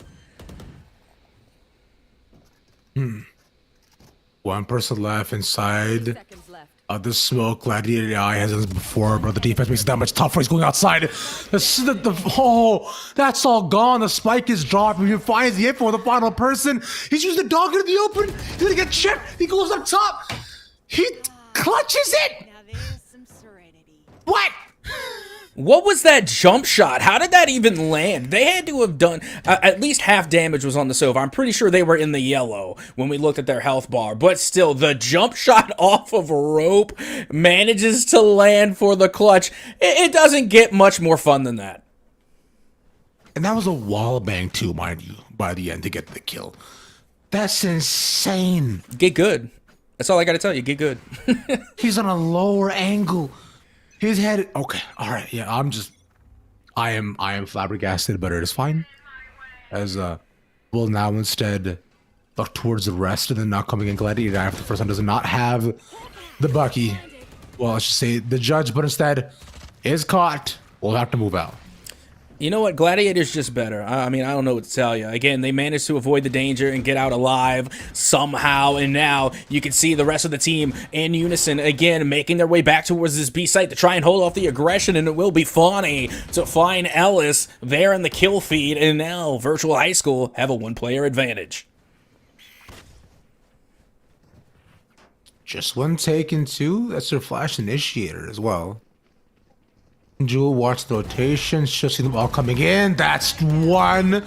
Spike dropped, and Eagle Imposter comes in for the assist as well. Leaving Ale all by themselves to be checked, and that is it. Eagle Rogue to finish it. Every Eagle is becoming a part of the action each and every single round. Match points. Yep, and meanwhile, checking back in on this Villager versus Me Brawler. Me Brawler having a fantastic time as they have a one-stock advantage and are quite even as far as damage percentages. But Villager is able to even up the stock with 62% damage to their name. Me Brawler now is going to have to finish this one out if they want to try and get the dub. But you can see already, Villager going to be working from the outside in, throwing all the fire hydrants. But they're going to have to plant that tree, but can't get back to it. He had the cannonball himself. That almost got him. Plants the tree and gets the retribution on top of that. Nothing more to be found, but yeah, Me Brawler 107 just working to find the finish. He could use the wood plank from himself to finish things off, but instead they're both just trading blows. Villager has some punches here too. He's just taking free damage. Thank you, finally. I was going to say, Villager doesn't win these. There's no way, but look how close they're coming back, and down goes the tree. They have to dodge out of the danger and get a huge smash onto Villager, who is going to recover back onto platform. And now we are back on stage in a Me Brawler trying to keep the distance here as the hydrants in the trees continue to go out from Villager. And it's a flip kick once again to close things out. I mean, if they want to do flip kick resets, they might as well let's play ZSS, but it's a Me Brawler to close things. And you know what? Me Brawler truly is just a fantastic character selection. I would be generous enough to give them A tier. You know, I mean, I think they're a solid B tier, but I could argue that they could be A tier. But with that being said, I'm definitely more of a fan of the Wii Fit trainer. But let's head on back to the action here in Valorant. As you can see, Virtual High School still holding strong on defense. You know, Phenomenon actually mains Wii Fit trainer. It's pretty cool. He's one of the few that I've seen. But it'll leave them to now to us to salute a different son of the yellow outlines. They're in front of us. South Mac are with Spike, but without any way to enter. Yep, this is going to be a tough push coming from South Mac. At what point do you ask yourself if we should rotate? Meanwhile, Eagle Imposter again delivers the up and over to come through with 2 head clicks for a total of 3 this round. And that's it for the end of the game. Virtual High School to take 13-6 after a back and forth beginning first half. As we now have actually the last little bit of our smash matches. Where both these characters do play pretty safe, but Forever and Salty see again a stock advantage going over to the Me Brawler. Villager not finding any sort of palatable way close things out or even get significant amounts of damage. Yep, and that pesky tree again just getting in the way here, but a huge smash coming from Villager should make things a little bit more difficult, and then Me Brawler just simply couldn't recover. Nothing, yeah. Unfortunato, but it'll leave them now with between Salty and Forever. Still playing by the edge. Yeah, no true setup, so no other than guarding from against it. It's taking bunches of damage, but somehow this punch combo lands every time. And I'm honestly surprised with how low bit of damage it actually generates. You know, it's usually maybe like 10-15% at a time, so they would have to land them a lot in order to really, you know, put them in the danger. Meanwhile, you could see Me Brawler having no issue whatsoever. That all they have to do is really land 1 or 2 solid kicks, and that is going to be 100% damage now onto this villager. It just seems like it's a game of Rocket Simulator versus Flip Kick. That is where we're at, getting the complete up smash by the end. Still up 42%, gets a shield break as well. But Villager, again, no significant damage. Tree does fall. And the answer is that it does indeed make a sound. Because everybody heard that. Oh. You know, I just wish I had the positive attitude that Villager has. They're taking kicks to the face, they're getting headbutted 3 or 4 times, thrown into the abyss, you know, and getting karate chopped in the back of the neck, and yet they still have a smile on their face.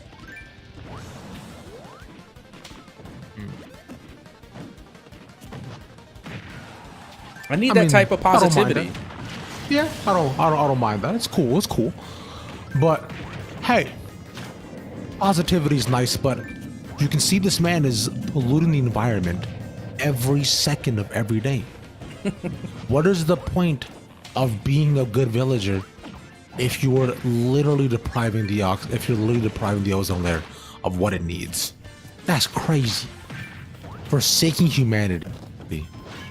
That is devastatingly evil, but you also got to give them credit. You know, they plant just as many trees as they cut down. Also true. Yeah. They're not taking any more than what they're given. Villager, at the end of the day, questionable integrity, but regardless, they are holding their own against this Me Brawler who is looking to finish things out in here and now with another clean karate chop to the back of the neck. I don't know if they're going to be able to do it, though. The bowling ball goes a bit wide, finding his spacing by the edge, but he is stuck once again. Small bits of space, drop kick once more. One more hit should do it. Me Brawler, advantageous situation, taking a bunch of damage once again, but one more hit from either side could do it. They're just stuck, no dunks here. And shoots him to the other side. Strike 2. I mean, that's exactly what I expect for anyone taking a bowling ball to the head, is to just, you know, call it quits. But with that being said, that is going to wrap up that match. And you know what? So far, so good here for the CMS Esports League. And Ravish, I think we've been off to a pretty solid start so far. That's correct, my friend. It's been fun for some close games and back and forths we have. But remember, we have a lot more game to go, so we'll see you back in a bit.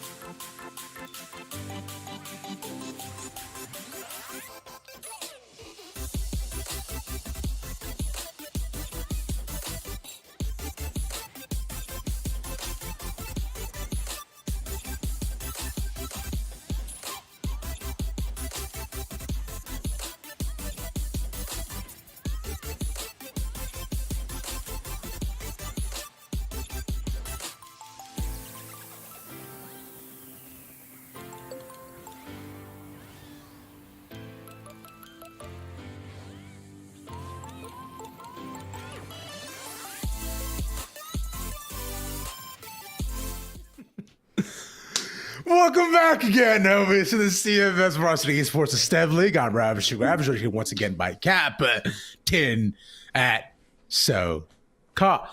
As we'll look to head into our next set of matches. Yeah, well, I can't wait to get them underway because we already seen some great matches for that part. So now as we're moving on into the latter half of the production today, we expect to see matches that are even better as things begin to progress forward. And as you can see, we will be heading back to Lotus between Ardrikel and Palisades. And the Palisades, man. Palisades. Apologies. Because you know why? Because the Palisades are actually a region somewhere. I only know is because it was a part of a song by Childish Gambino, who is my favorite artist of all time. Really? Awesome. Yes. Okay. Yeah, he is awesome. I enjoy it. I've been following his music since mixtape era a very long time ago. But that doesn't necessarily matter, as we have a Gecko for Artie Kelly, who is very cool. And the Palisades on the other end, a bit of a mix-up on the Lotus, having the Cypher and the Fade instead. Now, you see, that is interesting because as much as I absolutely love Cypher, like when I first jumped on Valorant, Cypher was my main. As a matter of fact, the first skin I ever got in Valorant was the Cypher Ghost skin. I just don't feel like they have really made their way back into the meta. Even after the recent buffs and everything like that, I really don't think it's enough. I think Cypher needs more buffs, if anything. But, you know, it's going to be interesting to see how they perform on Lotus. You know, as always, you know, I'm more of a KJ fan as far as the current Sentinel meta goes. And when you look at the side for Ardrikel, they are going to be bringing that KJ. And, of course, you can't go to Lotus without a Breach. And unfortunately for the Palisades, they didn't bring the Breach here. Breach is without a doubt a key component for any team when you're going to Lotus. Yeah, I agree. It's I mean, actually, you know what? I don't know if I agree. I think the Breach is cool, but I feel like the Lotus and Flush started off that we need Breach. Breach is definitely like a nice in terms of what you are able to do, but otherwise though, it'll still leave us within a situation of wondering and hoping that perhaps KO can come into the match, or maybe the Gecko can be the permanent can be the permanent replacement. Yeah. Yeah, and with that being said, I can't help but notice this Smash match. Two of my favorite characters going head-to-head. It's Zero Suit Samus and Shulk. Shulk has won me over as one of my favorite Smash characters. I love the versatility that they bring. And honestly, Zero Suit Samus is pretty much an OG, just in a different form. So again, this is a matchup that I absolutely love. And, you know, part of me wants to go with Shulk, but I feel like Zero Suit Samus should have the upper hand. Yeah, it should indeed, as with the ZSS too. I am a aspire of being able to play ZSS, I'd say.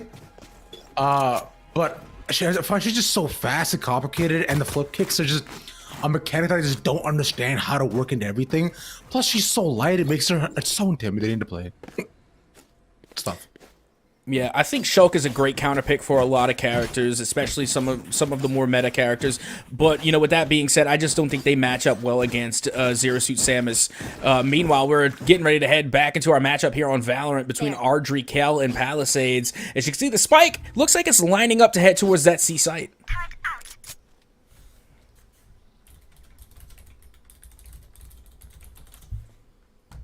Yeah. Find you. Gonna lay them now in a little bit of situation where we're gonna walk into the site. but We found one. leaving two on the outside, forcing them away. Get a clear open C. Spike planted. Yep, that they do, and like we have said time and time again, the retake on C is some of the hardest in Valorant, at least here on Lotus. Meanwhile, you do see Gum, who is able to get at least one elimination on the board, and now the trade's going underway as the retake is in full force for Ardrikel, as they find themselves onto the platform and looking right at the spike, and now it will be Fable to get the final elimination. Actually, it was just an assist. Of course, it was Kimchi Koala to get the final 2 limbs and get the first round win on the board for Ardrikel. It's off. Easy stuff for themselves. But I believe now things in a 1-0, like you were saying previously, and Ardrikel, as we have previously noticed, have been one of our top standing teams. The 2-0 start. The Palisades, well, not doing too bad. I believe with their 1-2. I believe they're a 1-2. Yeah, Ardrikel currently our top team, if I'm not mistaken. They have been performing exceptionally well, and as a matter of fact, they're currently 2-0. But with that being said, so are the Palisades. So this is an interesting game here. So whoever falls into this falls to the other team is going to be their first loss of the entire league. So neither of these teams are going to want to give up their undefeated streak just yet. Actually, so as I think he thought there was somebody else giving away the position. Meanwhile, I think that's supposed to be Anime, but he has an M in there. So meanwhile, Anime, it's an advanced sneak at 2 on their own. The Breda has been quite prominent for their side, no matter which which game we are in, and tossing out a cage for just for the vibes, I think. I mean, just for the vibes, you know, whatever it may be, still, I think they threw that one out too far. I mean, it's a Cypher cage, it's not a grenade, you know, you don't have to, like, throw it at your enemies. But regardless, you know, it was still cool looking, you know, that was probably the furthest I think I've seen a Cypher cage actually thrown in competitive play. So it was a sight to see, but nonetheless, it will be a 2-0 lead now for Ardrikel as we get ready to head into round 3.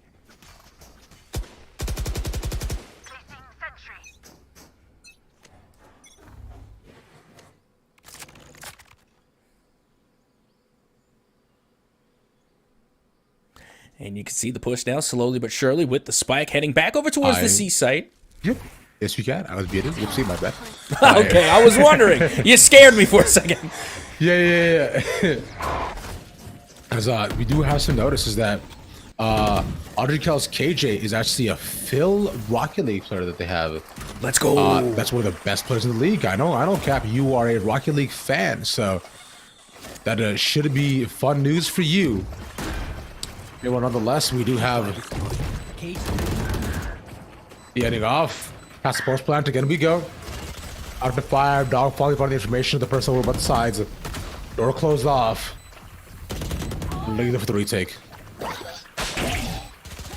All right, now you see, I'm curious. I want to know who this Rocket League player is now because I might know who they are. Because not to flex at all, but I am a collegiate Rocket League caster, so I could know them. But regardless, it is the Palisades who know the ins and outs of the C site and are able to get that round win as now they find themselves with an opportunity to equalize against Ardrikel. This goes here. And the equalization on its own is truly a sight to behold. Because of the opportunities that Palisades are making for themselves. Remember, no team wants to go down here. As we do also have our second match going on. That is 2-2 also on Lotus. Does every team just play Lotus today? Like this past week? Crazy. I mean, better to get acclimated to the map than not. So actually, I love all this Lotus play simply because it is a newer map. But not only that, but it's the first 3-sided map that we have had since Haven. So I'm absolutely loving it. It is a nice change of pace, and not to mention there is so much fun to be had on this map. A lot of ins and outs. The revolving doors definitely make things more interesting. And now you can see the push is underway from the Palisades. Yeah, I mean, Anime holding all 3 people by themselves somehow. No help. Come to finally take one the longer angle. And that was a round, Cap. That's what that was. I would like to say that I'm surprised, but at the same hand, that's usually how the script goes, right? You win the first 2 rounds, and then, you know, you get the bonus round, it goes the other way, and then all of a sudden you get your full rifle buy, and once you get your full rifle buy, you come back and get another dub. So again, Audrey Kell just had their full rifle round, and now they are able to answer back. But with that being said, you can see the Palisades coming through with somewhat of their own buy up here, but unfortunately, there's not enough economy to go around, and Hani will be coming up short, although they currently are top fragging as a Cypher for the Palisades. Which is cool on its own. I'm a big fan. I'm a huge Cypher fan myself, so exactly. makes me happy. All I want to happen is when he tosses out the hat in the situations within that neural theft, I want you to give him hair. Please, he looks like a pencil when he doesn't have his hat. No, doesn't need hair. As a bald person, I need bald representation. Keep Cypher the way they are. You got to give it up for the bald head game. Look, man, as somebody who has the buzz cut, I get our struggle, but please, we do not need ball representation. We need aspirations to get past this. Now, past what we have here currently. Nonetheless, Palisades now clean retakes, so only taking out Artie Kelly, their aggression, hold-up stance now working out, and this should be a save for themselves. You know, it really should be, and this was actually a really impressive round coming from the Palisades, being able to overtake C so confidently and so quickly, and still with enough time to fully get away without any damage or repercussions, as they are going to be that much closer to equalizing against Audrey Kell, who, for the most part, had somewhat of an advantage, be it a small one, but an advantage nonetheless in round 5, and now Audrey Kell only have a 1-round lead as we get ready to head into round 6.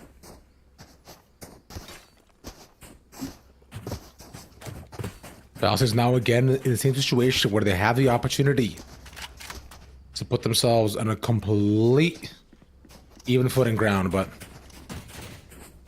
already last time they were in the position, they somehow got 4 right off the rip and ended the round before it even started.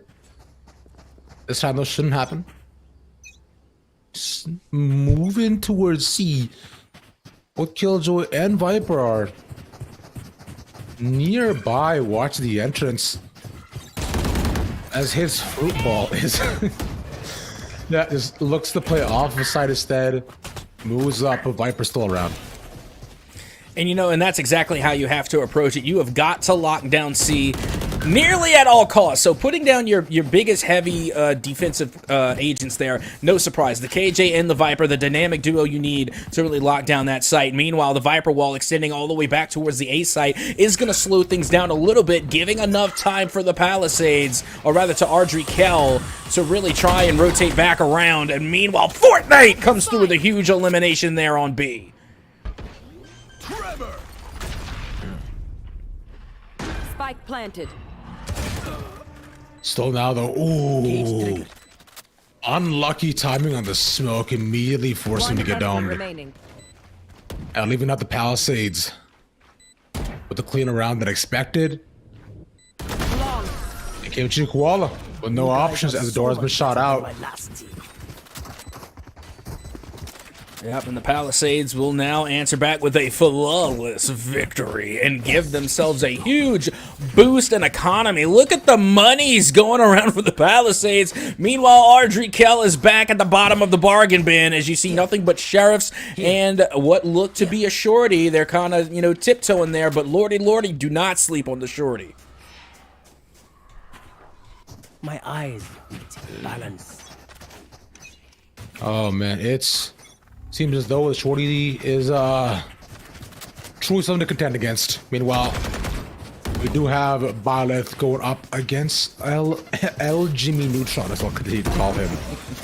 But boy versus sword and spear, something that I find has ended badly usually for the boy.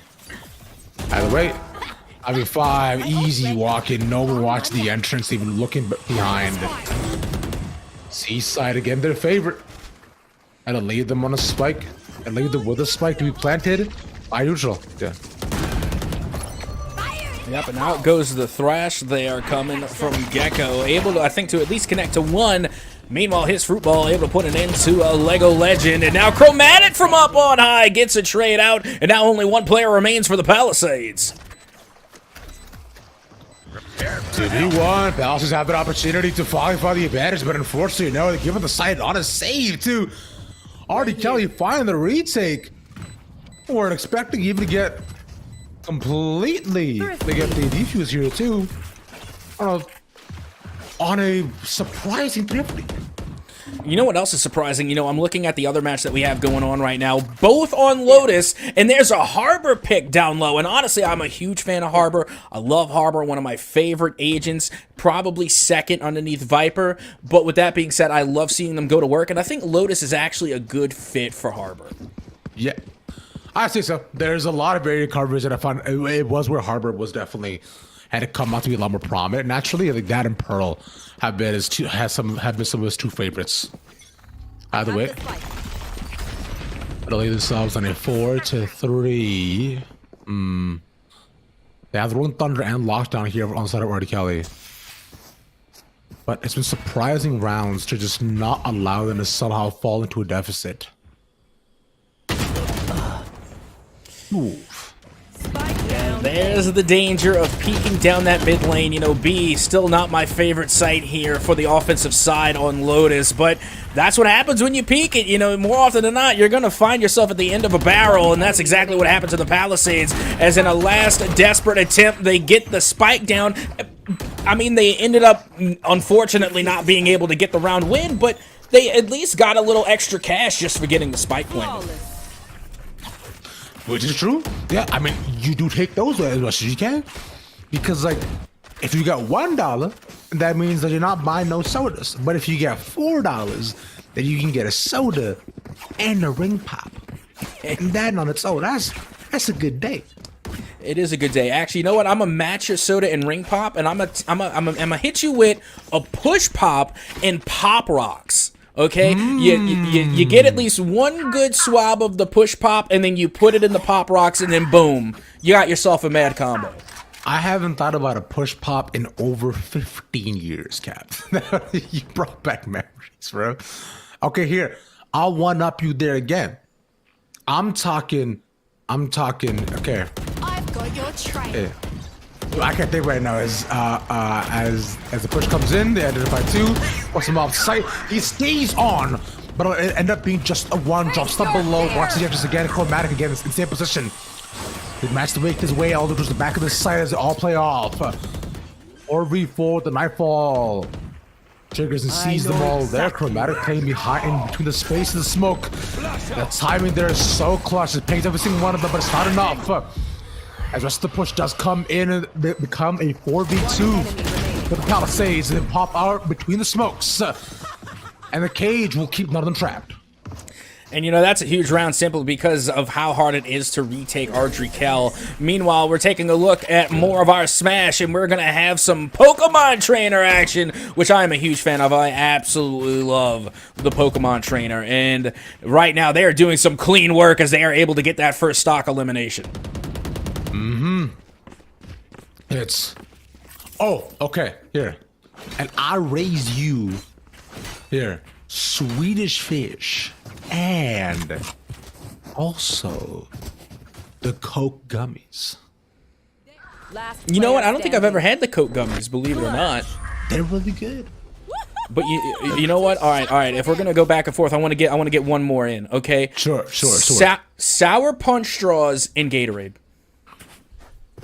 You know what? Okay. Hold on. SpongeBob ice cream, the one with the one that you got from the ice cream truck with the bubble gums in the eyes, and fruit by the foot. Fire. But if we're bringing the ice cream in this, I gotta go with the Warhead ice cream that has a warhead in the middle, and a fruit by the foot. Did you say fruit by the foot, or did you say fruit? I said fruit by the foot. Okay, then I mash you with fruit gushers. Okay. Dunkaroos and Lunchables, but the pizza kind, because those are the best ones. I concede. I 100% concede. You have outplayed me, sir. Well done. A true gentleman and scholar of, I would have to say, 90s lunch combinations.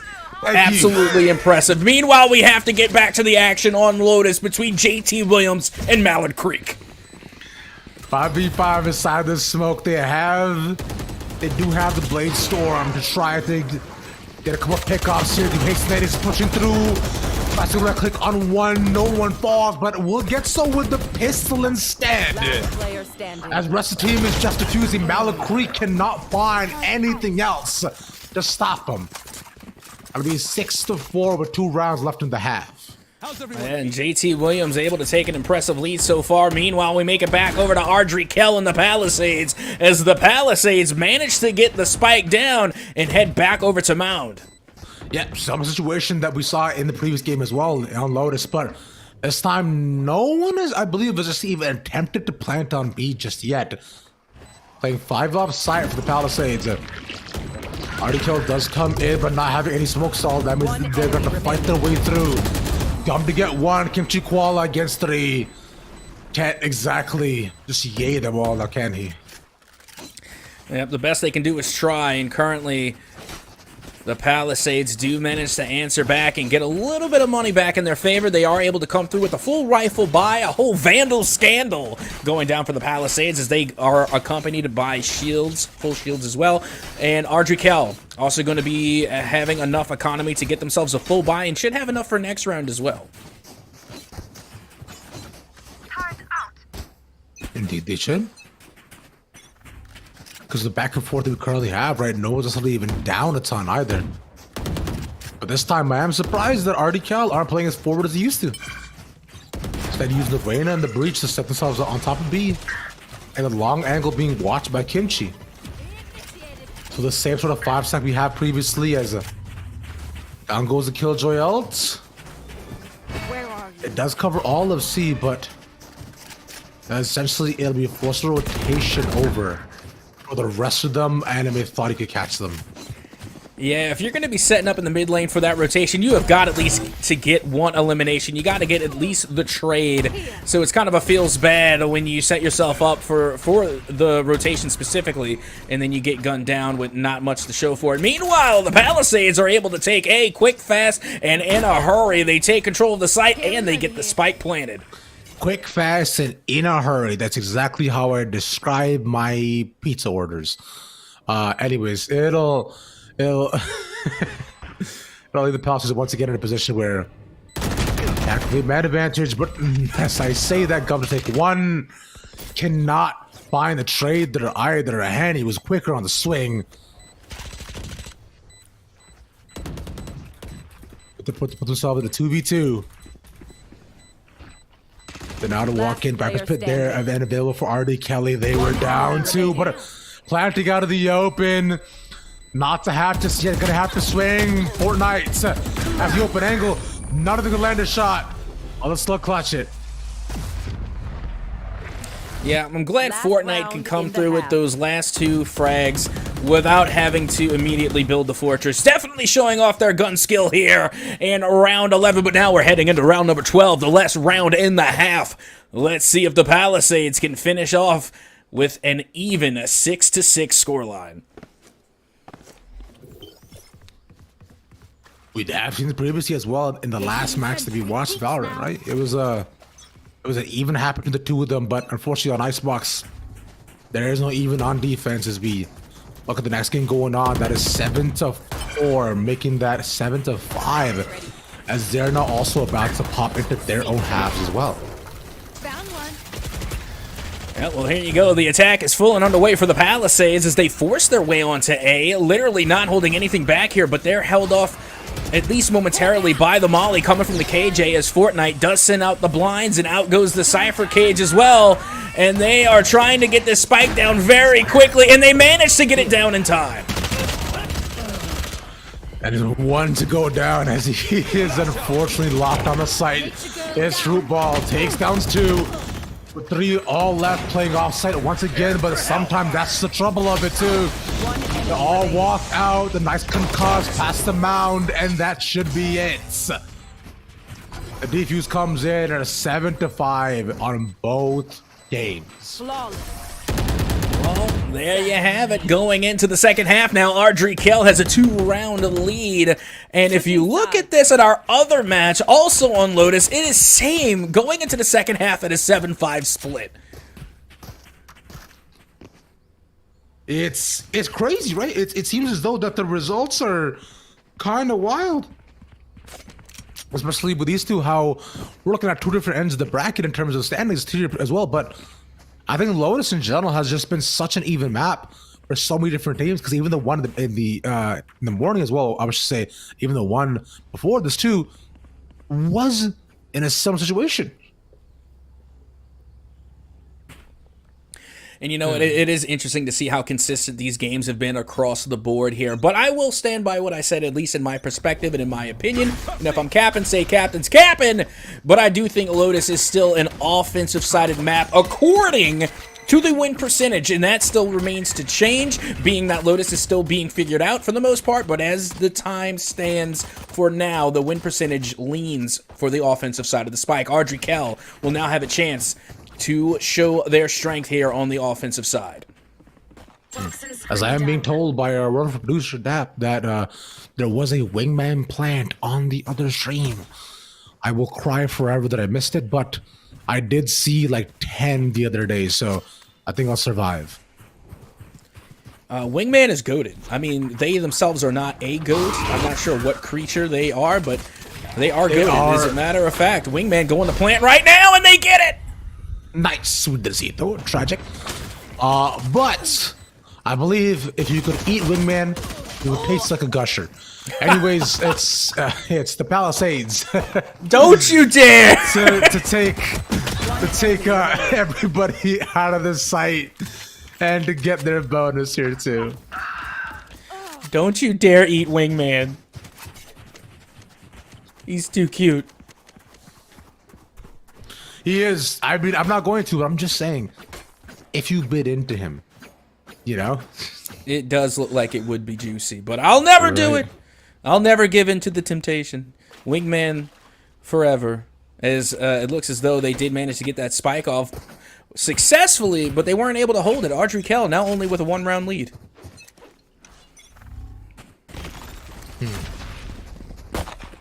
Just one, but remember, Ardrey has been fighting back the Palisades for just so long. Let's see if they can do it again, because I don't believe they have not managed to take the lead this entire game. As of right now, though, full sniper setup on B. And the Sky's playing very far back on CR2 near spawn. And you know what? I don't blame them, although I don't think it's the best to play retake on, but you do want to avoid head clicks like that from Gum. As you can see now, it will be Anime turning the corner, and if my ears doth not deceive me, I heard a Wingman getting the plant down. I believe so. We could probably confirm that too if we do manage to see that Wingman bubble there as well by the spike, but also there's a 3v4. Oh, transfer now found. Anime goes down. And this could be what they need exactly to shot them. One enemy remaining. So making the 3, the spray continues, and even little slime couldn't stop them all. Yeah, poor Dizzy, again, I mean, they did their best, but unfortunately it wasn't enough to get one over on the Palisades as they take round 2, but again, that's just how Valorant goes. You win round 1, chances are you're going to win round 2, but now, we're heading into the bonus round. This should be the first time full buy here in the second half for Ardrey, and let's see if they have enough to bring the rifles out as we get ready to head into round 15. Out of the Palisades in even position. As I'm thinking, what if Gecko Slime was also green? So it's almost like they're getting climbed at the Kids' Choice Awards. I wouldn't be mad at that. I mean, that was literally my childhood dream, is to get slimed at the, at any, Nickelodeon themed event. So yeah, that would be pretty litty. You know, it's pretty really gross and cold. So it is unpleasant. I can imagine it's hard to get out too, Yeah, it's like Play-Doh but worse. It's goo. It's like paper mache There. or to fall on you, essentially. Yep. Meanwhile, we're gonna see if Ardrey can get some of that goo down onto this A site. And slowly but surely, Gecko with the spike is making their way to A. Yeah. Oh no.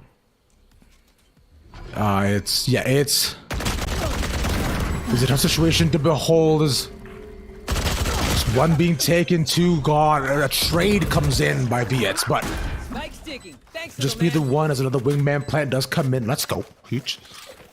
A 3v4 again for the Palisades. They bit an institution before.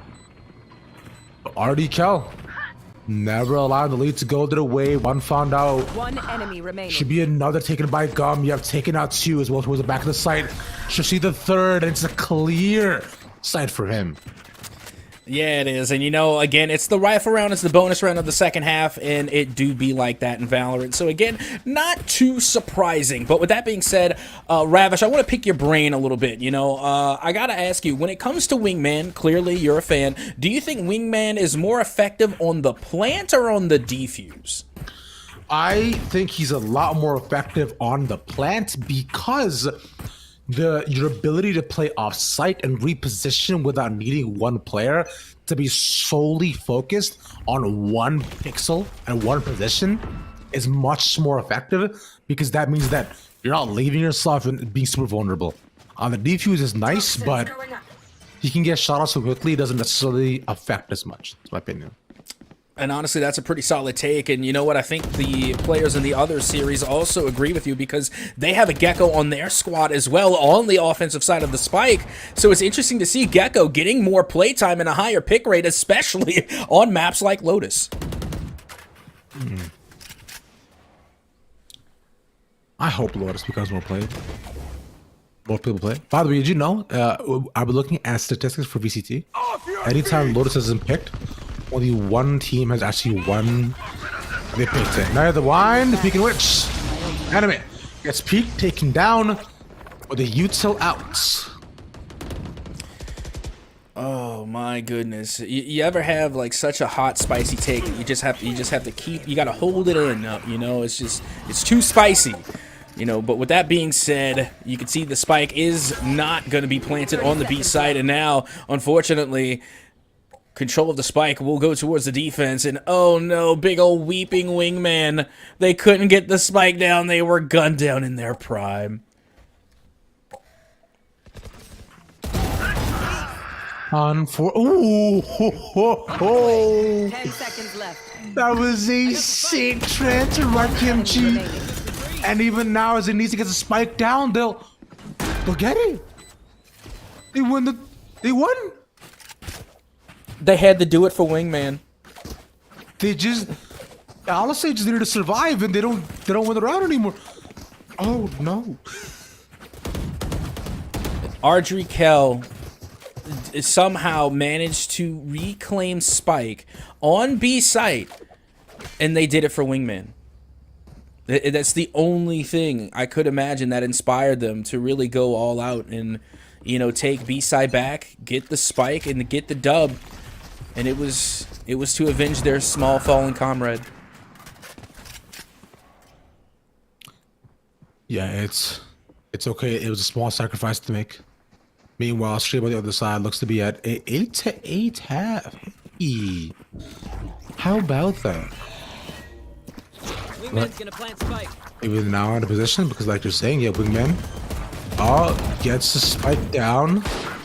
I remember I was watching Tom Biz do the interactions between Wingman and everything else, and not even Sage Wall stopped Wingman from planting.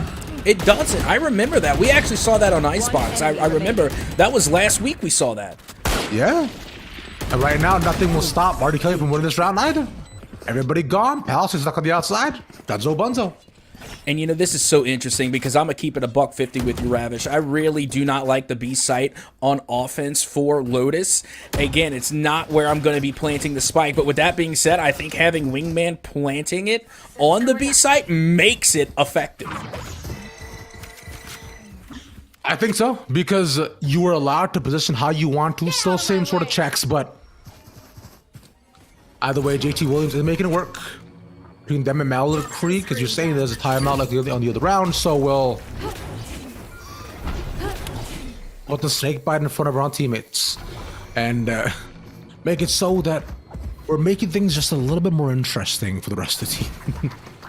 Yep, that we are. And this is the combo. This is the duo I've been talking about. Harbor with the Gecko, the Cove ability, instant plant every time. You'll love to see it. And I've been waiting for it. And I have not even yet to see it in competitive play, but I got to see it now come from JT Williams. I like that a lot because the Cove now going down. The late 3 to go all the way past them as well. And to go to walk past and to go to C, and there'll be that's 2 taken away. As the rest now all walk in the 3v2. JT Williams stuck in a tougher position, trying to get the run back on the pistol, but taken on 2. That's more than enough. Yep, that it is, and it was a fantastic round coming from Mallard Creek. Even after the Wingman Cove combo, they managed to hold on strong and get the retake. Meanwhile, we're heading back to Ardrey, Kell, and Palisades. As you can see, the ult from Gecko does go out as they're trying to find some, but instead they find none. Instead of Fortnite to check them firsthand, they all try to reaggress against Ardrey, Kell, and it worked out beautifully. The surprise attacks by the Palisades and leave anime by themselves does have Empress pops it. Now this is where things get tough. Have both layers well to dry peek and walk into the site. Gonna need to use one eventually. Has a spike. Sees one. Not able to get it. Yep, I had hope too. I truly did. But I also have hope for this Inkling there in that Smash competition. Going down on Pokemon Stadium 2. As you can see, they are trading blows. They're both down on 1 stock apiece. But right now, Inkling, unfortunately, on the receiving end of more damage here as they now hit 85% and are in the red. I believe that is up against Korath, I believe. Right? Korath. I don't know how to pronounce the name. Korath. Another Fire Emblem character. That's what it is. I mean, it's a 50-50 chance, and I'll be honest, I avoid even trying to say it by focusing on Inkling. But it doesn't matter because Korath, whomever they are, well, actually, we're about to find out right now. Let's see. It is Korin! As they are able to take that last stock off of Inkling. I know it's. I used to play Korin a lot when I popped into Smash. She was my favorite swordy to use. Because she transforms into a little dragon thingy, so that's super fun. She's also apparently super complicated, which I didn't know. Either way, we'll leave Artikel. Surprise attack's not gonna work this time. Never mind. Liar. Fortnite with the deepest flank takes 3 by surprise. Nobody swings on them. Oh my god! I can't believe that worked twice. I'll be honest, if I got eliminated by someone named Fortnite in Valorant, I would feel some type of way. I don't know how I feel about that. You're not wrong. Right here. Cause 2 of them. It's cause we've seen anime, Fortnite, and a bunch of e-girls in Valorant, in fact. I was waiting for somebody to be named League of Legends and then somebody called Dota, and then just completely just spread apart the entire esports lore in this league. Just letting you know, we do have a player called Lego Legends. Yeah, I don't know. I mean, it's pretty close. But what also is pretty close is Kimchi Koala going down to the last player standing and holding strong, but still not going to have enough time to get the spike down. So that is going to be a round win for the Palisades. Yep, still managing to do some DC economical damage, if anything, but the save will come in. Ari Cali and the Palisades is the reason why these 2 teams have been at the top for quite some time. Now time out to come in. Only one thing to discuss. Hey, guys, let's set something up so we're not getting flanked. Awesome? Cool. Yeah, that's it. Fair discussion. Thought to go out, tracker not found. Hoping to see if maybe anybody checks him, but it's past the wall, so I don't think they will. Here we go. Ooh. What's the neutral tracker not gone? Still gets the pick, but that should be it. Yeah, as long as you manage to get it to halfway, you should be all right. But that was still a good use of the util coming from Gecko. Again, you know, we love Mosh. Whenever I first saw Mosh in ranked play, someone referred to it as, what is that little booger thing? So, you know, I definitely love our little booger Mosh, as they did manage to get at least one elimination before Gecko was gunned down. And now... yeah, it should be fine because Mosh is cool. And plus, you know, for quite some time I was thinking that I was thinking that they were talking about Thresh, not the Thresh, not Thrash. So I was like, man, they put him in League of Legends and Valorant. Right, you can't be taking like 2 characters by yourself. Meanwhile, we got a Falcon versus a Steve. So it's a fun little matchup here. I don't see a lot of Falcon in general, but Steve though is just oh so fun. By the way, that goes Wingman. Pop, pop, pop, pop, pop, pop, pop. Oh no, he gets taken down. J Gamer, why'd you do it? Don't you have a heart? Oh, Tracker now in. But to leave him waiting, hoping that he could possibly take back Wingman. Only gonna take one, can't recover. Spike drop on top of the site. Putting them in a 3v2. It's a tough situation to be in again for Mellow Creek. Yeah, and you know, the way I see it is that if you're willing to shoot down Dizzy or Thresh, you have to be willing to shoot down Wingman. And that's just the way it goes. As now you can see Zekrom able to get an elimination on Haste Nate.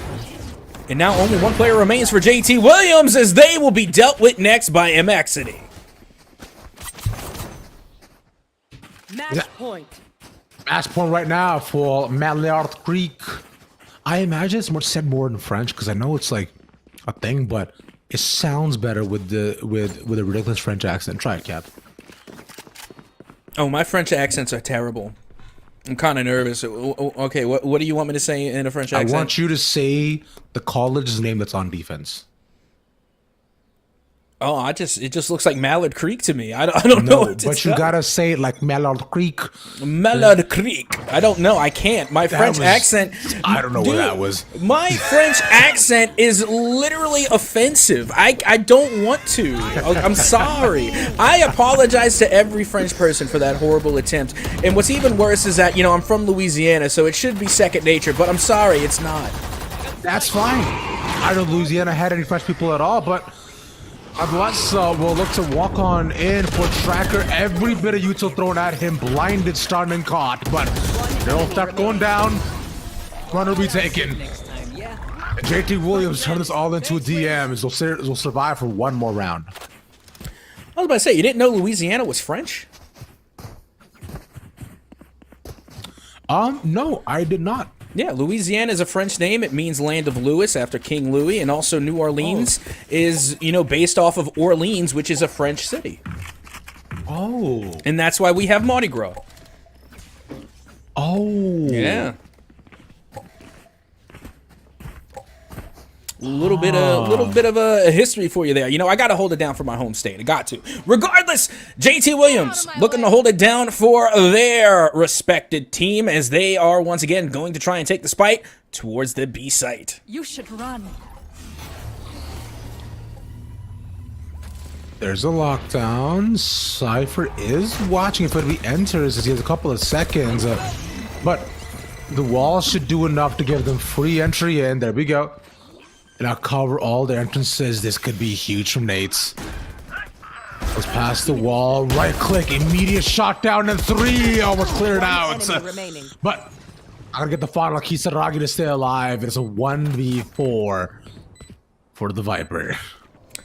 Yep, and we do wish them the best of luck, especially with that Cove just buying as much time as possible. Shy Sheep now, of course, there and in the middle of the B site as the Viper wall does go up and Cove goes down, but it will be Tracker to get the final elimination, getting the round win for JT Williams. I mean, we're looking at OT here at this point right now for Mallard Creek and JT Williams as MC have a pretty broken bias right now. They are a couple away from some pretty impactful ultimates. They're one way from Zekrom's. Meanwhile, Tracker does almost have his with one way from Thrash. So this is tough, but the Astral Wall can definitely help out for themselves if they get, you know, if they get into a bit of a better situation. Nonetheless, if you look at the stream here too, they're also in the position of looking at a 12-10 as well. Hey.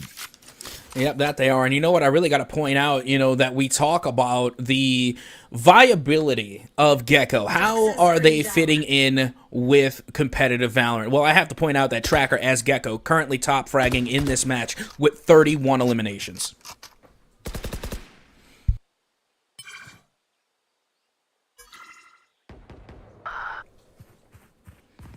Absolutely wild. Gamer being caught means that B-side's completely open for themselves to take. No camps, no trip wires, easy walk-in, no info given here either. Oh yeah! Monster on the loose! This is not the situation you want to start off from Mallow Creek. Thrash goes in, gets shot up pretty quickly. But now the spike to come in. Oh, shot up top. Anxiety not gone. Good swing for Kisaragi. Has the wall up. Ideally, they might use this, but no, they're gone. No one to be had. A 2v4. Mallow Creek. You're stuck? Now, you see, I thought that was really interesting that even though Gecko had been gunned down, Wingman still was able to stick the plant. So that is interesting. I wasn't necessarily sure about how that dynamic worked. Like, once Gecko goes, maybe his little buddies go. But now we know. Wingman, no matter what, they're going to stick it. Mm-hmm. Last player standing. They do, but I believe that is getting changed on the last Mallow Creek. Or was it 2v3? There's defusing Sheep. I don't know if he hears this. Can't stop it. It goes, and that's how it ends. Wow. Yeah, that's going to be the win there for Mallow Creek. Meanwhile, you see Ardrey Kell trying to hold on here in match points. Meanwhile, the Palisades are dealing tons of damage, but Gum comes in on the flank, able to get one, now gets two, giving them for a total of 3.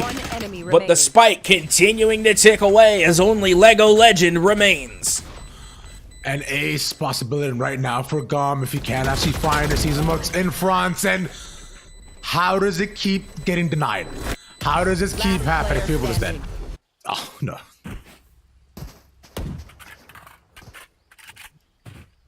All good.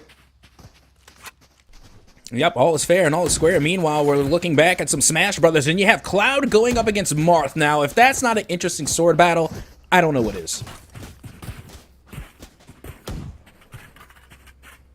Yep. I think Cloud is cool. I think him having a sword be that big is unfun to look at. It's intimidating, but it's like a paperweight when it has no power. Yeah, that makes a wee bit of sense there. But meanwhile, Ardrey Kell trying to make the push here on B. I'm not sure how much sense that makes, especially considering that you're on match point. I think this is a dangerous move, possibly going for a high-risk, high-reward scenario as they do get a trade out early. But only if they can get the plant down is it going to be worthwhile. That was almost just 2 taken there for free. Ardrey Kell looking to set up OT for themselves. The Palisades having nothing else left out. Nightfall now found. Gum there too. Oh, takes it. And we're going to OT. Yep, that we are. We're getting ready to head into extra rounds here. Ardrey Kell will once again get an attempt on the offensive side of the spike, but hold on! Ardrey Kell are going to call timeout as correction. They are on the defensive side in OT.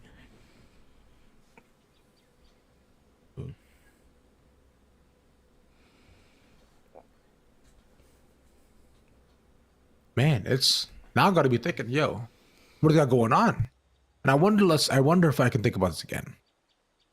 I think right now for Ardrey Kell, it comes down to a situation of, homies, we have the spike, but we're getting picked off so early on. What's happening here? We dealt with the flankers, but it's not a situation where the spike goes down and now, yo, it's tough calls. 4v5, right? It's like we're always playing at a man disadvantage. Yeah, it's a very tough bout right now, but speaking of a tough bout, how about Marth going up against Cloud? 117 damage, the limit breaker almost there, but they're not gonna need it. They're able to end this in one foul swoop, and it will be the Cloud pick to reign supreme amongst the sword picks. Cloud to go up top once again, but you of course have OT as well, looking at between Ardrey Kell and the Palisades. Naturally expected between the top teams of the league. Right, so some situation of what we got going on. We got Falco versus Little McIntyre. Small Macintosh. Tiny McGonagall. Minuscule mac and cheese. Oh, dude. That's a bit. That's all I got.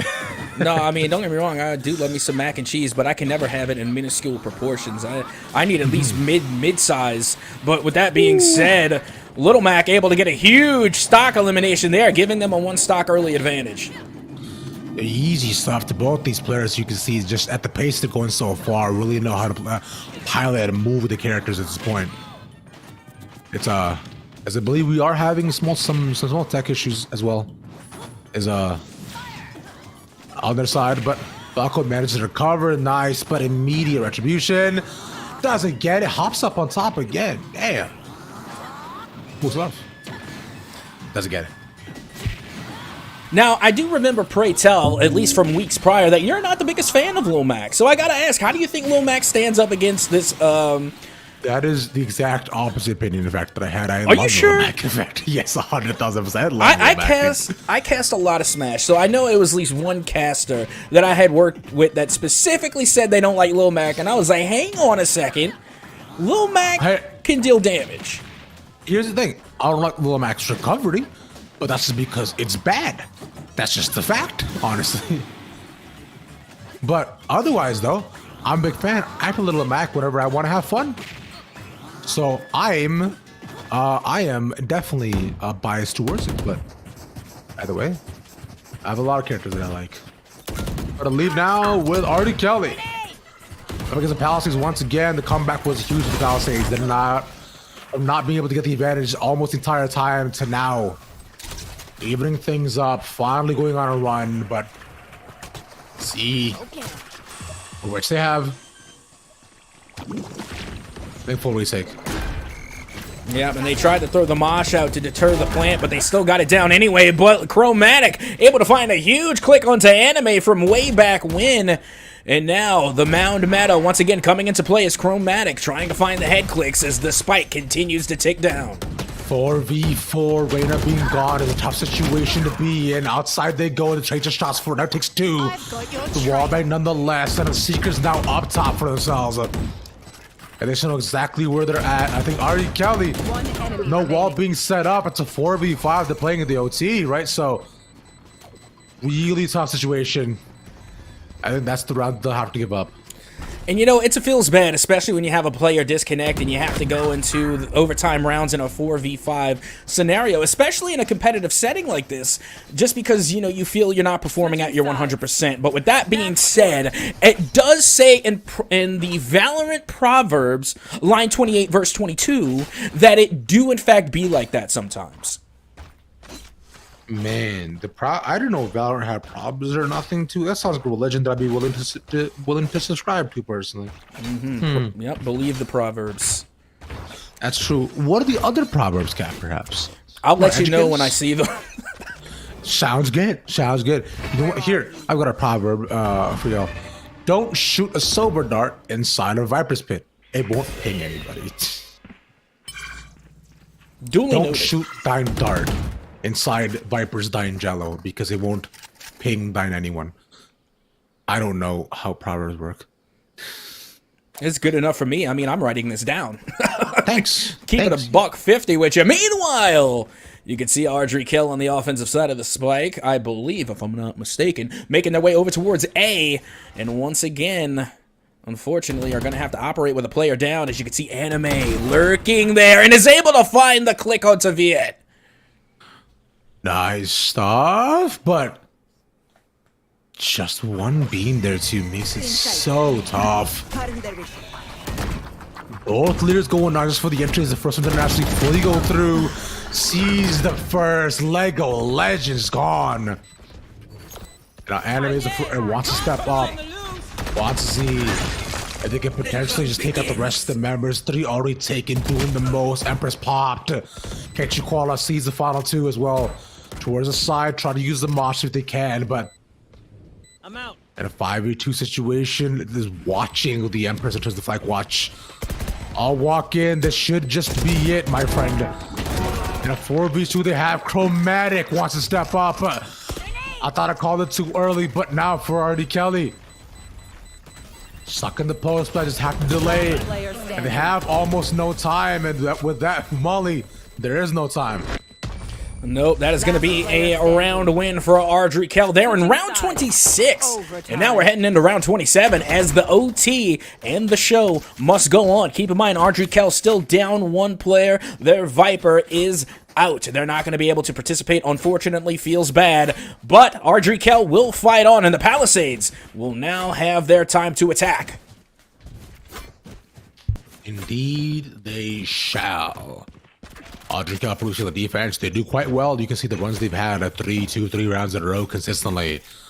But the Palisades, it was on the attack where they made things even with a 5-round run, eliminating all sort of advantages that Ardrey Kell wanted to take, pushing them to overtime by the end of it.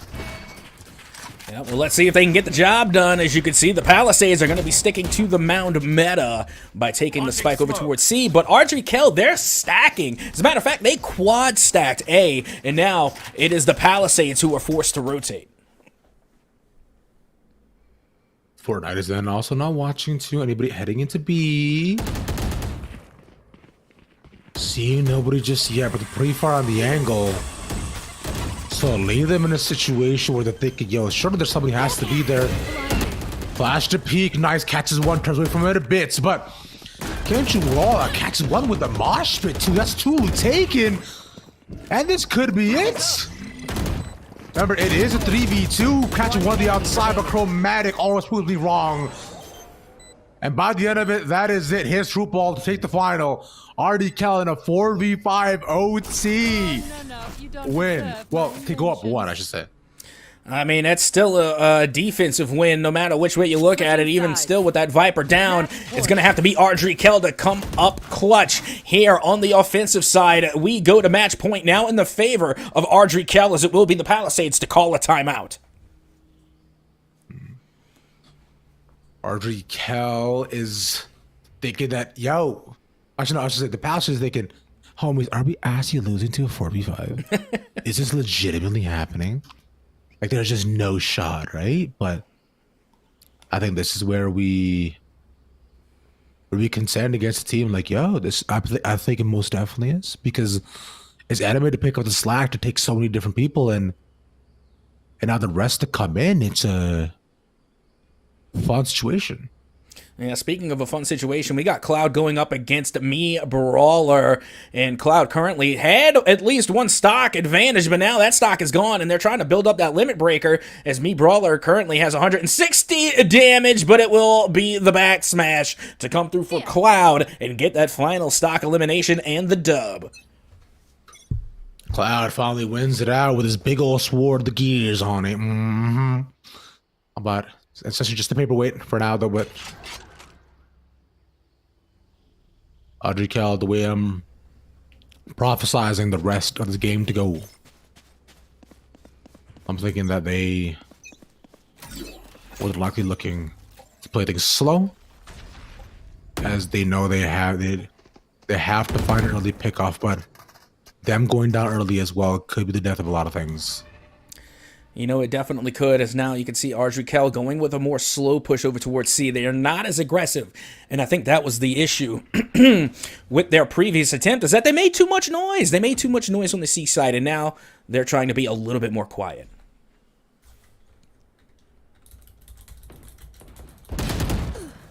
Slow walk. And one going down. Anime has been the difference maker for Ardrey Kell. That could be a big pick-off too. Might be on Kimchi to pick up the slack a little bit, who has been the top fragger for a very long time. But nothing to be had, like very far back on the angle. Sees one, luckily not caught out. Palisades still hold the biggest advantage currently right now. Ardrey Kell. 30 seconds left on the clock. 30 seconds They have left. to find a plan. Yeah, time ticking away right now for Ardrey Kell as they try and make the push here in a 3v5 scenario. They go straight towards the mid. Kimchi Koala throws out the wingman to try and get the plant, as now they will get a head click on the Cypher, and they will pick up two! And now they still have ult to work with here, as Kimchi Koala is on a killing spree here on B. And we said it before, it was going to have to be on Kinji to pick things up. It's 2v1. Chromatic has done an excellent job previously in entering the site. Now making it 1v1, it's on Gum versus Chromatic for the OT. I see what we have. That's both C4s now currently gone. Watch the angle. He's going to have to defuse eventually. That's the fake. Picks up. And the upward angle will lend them the game. All right, friends. Phenomenal 4v5 ending it with that explosive end. You should now see why these leagues in RDKL is the team to beat. Nonetheless, we'll look to push the break. When we come back, we'll have more games for y'all. See you in a second.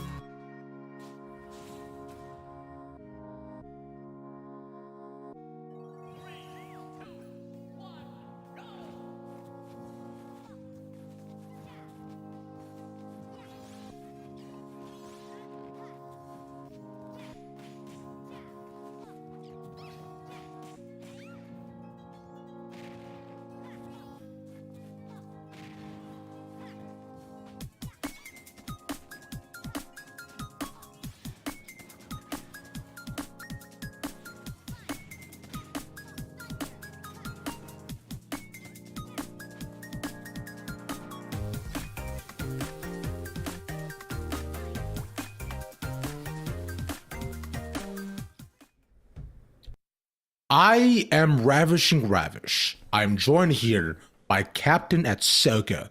I hope you all realize what you are in for, because if you don't, then get ready to find out.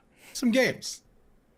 I got to tell you, I really love the voice. It definitely brought the intensity for what we have been seeing and what we will continue to see. Because you got to keep in mind, we've seen some amazing matches. We've even seen the very meta of Valorant itself called into question. We've seen Gecko pop off on Lotus with the combination of Harbor, and honestly, I did not expect to see that going into today. But with that being said, we still have some matches to go, and not to mention, we got some Smash to cover as well, which we have been seeing some great fights back to back, but now here we go back onto Icebox and back in the Valorant action. 1-0 we go, my friendo. Between the two of them, we got Reyna on both.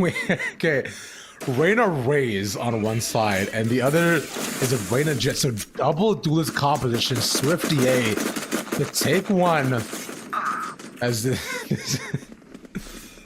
okay, decent trade. Yep, not bad. As you can see now, the flank coming from Soulja Boy does manage to find Soulbound there in the exchange, and really not much doing for the offense right now as they can't find a way to take the spike out. They seem to be really caught between a rock and a hard place as the trades keep going, and now only one player remains for the side of North Mac. It's North Side versus West Side, but different Mech versus Charlotte. When West Charlotte take the 2-0 in terms of round lead and bonus. All right, now I have to ask, have we seen West Mech? I can't remember if we got to see West Mech yet, because that is the only mech I think remaining. I don't think we've seen West Mech yet. You are correct, yeah. But I believe West Mech does not have a Smash team, but I will wait to see. Sorry, no Valorant team, sorry, but they do have a Smash team. Okay, because that's the only mech we have left before we get the entire collection. Meanwhile, heading in the round number 3, West Charlotte currently up 2-0 over North Mech. Indeed. Now the North continues to hold strong, trying to move into the B side, but nothing found past the wall as that option is just shut down. But look at the rotation. West Charlotte is just playing completely off site. One caught by mid as they should see they're all heading towards A. No rotations to come in. The A side is wide open. Yep, that it is. And, it's going to be a slow rotation coming from West Charlotte. They were trying to find the transition, but North Mech, moving quickly, is able to get on site and get the spike down.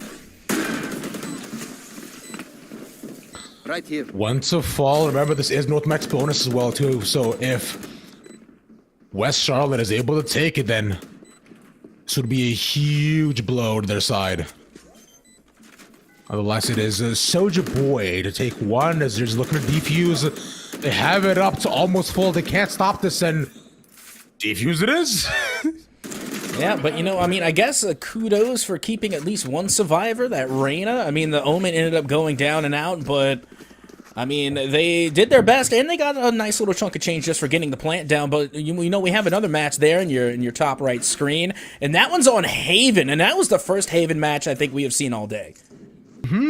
I believe it is, my friend. We have now the different three-sided site, to quote, instead of the Lotus, but I'll leave now instead for West Charlotte Revealing area. to see if they can continue with their leads. They should have weapons now at this point, and North Mech not in a tougher position. Yeah, and you know what? And this is going to be another one of my hot takes of the day, but I truly think that the double duelist meta is dead in Valorant. And, I think it's always better just to go either double initiator or double sentinel rather than double duelist. But still plenty of matches left to go, and you know what? My mind can always be changed, because if there is any one constant in the world of Valorant, it's that captain be capping. So, hopefully, the side of North Mech can prove me wrong and answer back here in round 4.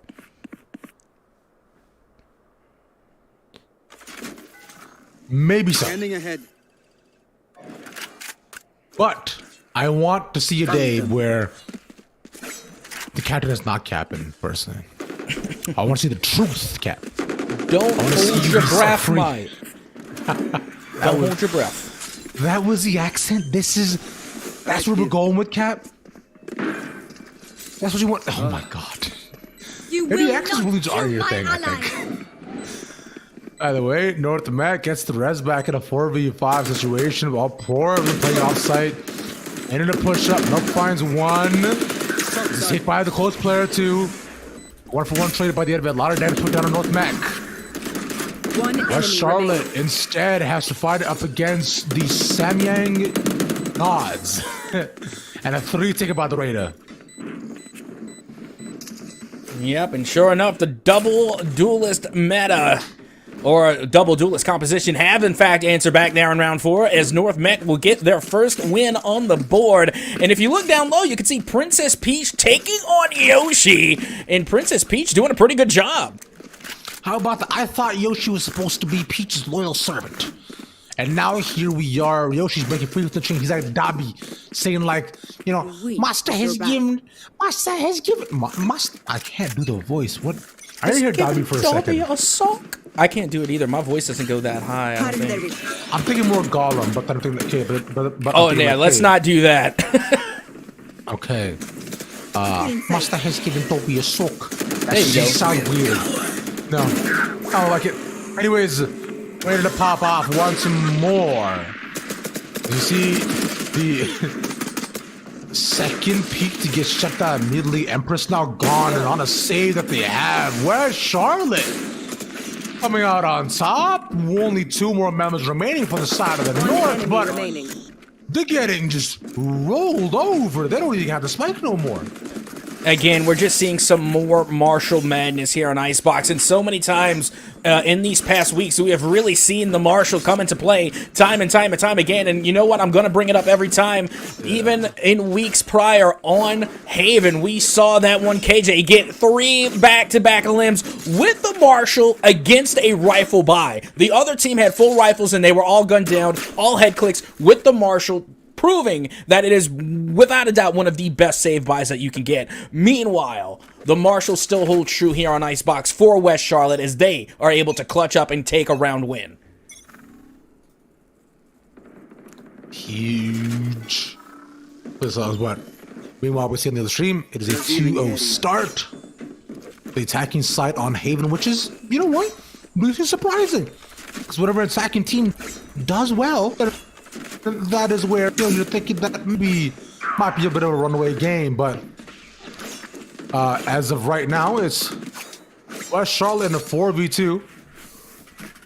Should just be able to make it 1 as Spike is in front of them.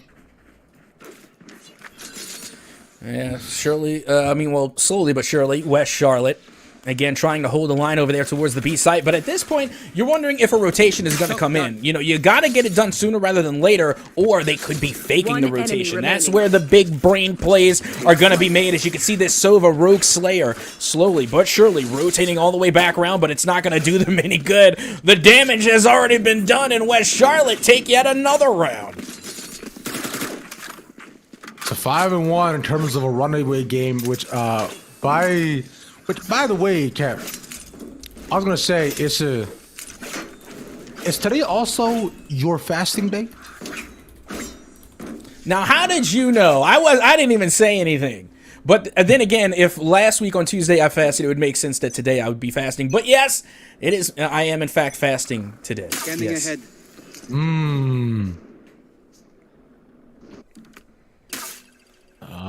Okay, you know what? That's good to know. So, what are you gonna have tomorrow in the evening?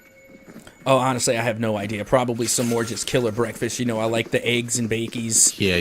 Give me some sliced ham, otherwise known as Canadian bacon.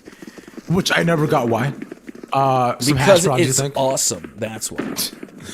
Swift might be able to get one more season of walking in. No. Oh! I'm surprised. Calling me surprised. Never mind. They managed to win things out. Swift, hey? Right? Maybe it's going to be just complete cleanup, but Revealing area. nonetheless, a 3v4. They have to show stopper available for North Mac. Yeah, that down, they do. attacker Soldier Boy, spawn. though, in the meantime, is going to be getting yet another elimination. And it is now a 5v2 in the favor of West Charlotte. One And right enemy now, remaining. West Charlotte performing spectacularly well, but considering that Soldier Boy, only armed with a sheriff, is able to get these limbs, they're doing pretty good, you know, given that they are 30 already seconds sitting left. pretty comfortably, but finally are gunned down thanks to the kill feed by Madalis Water. The 6-1 to take it. You know, I'll tell you what, Cap. I have the same thing. I don't know if I mentioned this to you. I have the same thing every single morning. Ever? What's that? Same exact thing. It's a sandwich. Sandwich. It's a sandwich of. So I'll see what it is. I got 3 slices of turkey, right? 3 eggs on 2 big pieces of sandwich bread, hummus on both sides. The eggs usually made with like, you know, cheese if I have a little bit of cheese, but usually not. But usually made with like pepper, salt, chili flakes, and Revealing area. usually on top, if I used to lay down a hash brown, but I decided it's not necessarily worth the calories, but Yeah. that is it. That sounds That is my fire. life. That sounds amazing. Shot dart. I'm gonna have to try that. Like, I'm gonna have to write down the recipe. But you know what I had recently that was actually surprisingly really good? What's that? Pizza with cauliflower crust. Oh, I've had that once before. I didn't hate it. I loved it. It was a good catch up, right? We're enemy soulbound. remaining. Can't find the second though, and we're again back in a situation where North Mac Lee is going to give us the bat. There we go. All right, yeah, but you know, you're not wrong. You are definitely wrong. It's it's also a good substitute as well from what we see a lot. The main But thing, nonetheless, yeah, the main thing I liked about it is that it was actually more crunchy. You know, I like the texture. did it taste like weird or no? No, not at all. I mean, it's prepared the same. It's like baked in an oven. It still tastes pretty good. But, you know, speaking of being pretty good, West Charlotte looking pretty good right now in the first half.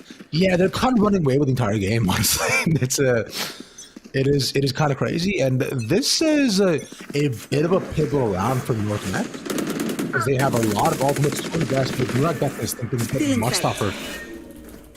The first pick off is good. Cutting their vision. Can we find more though?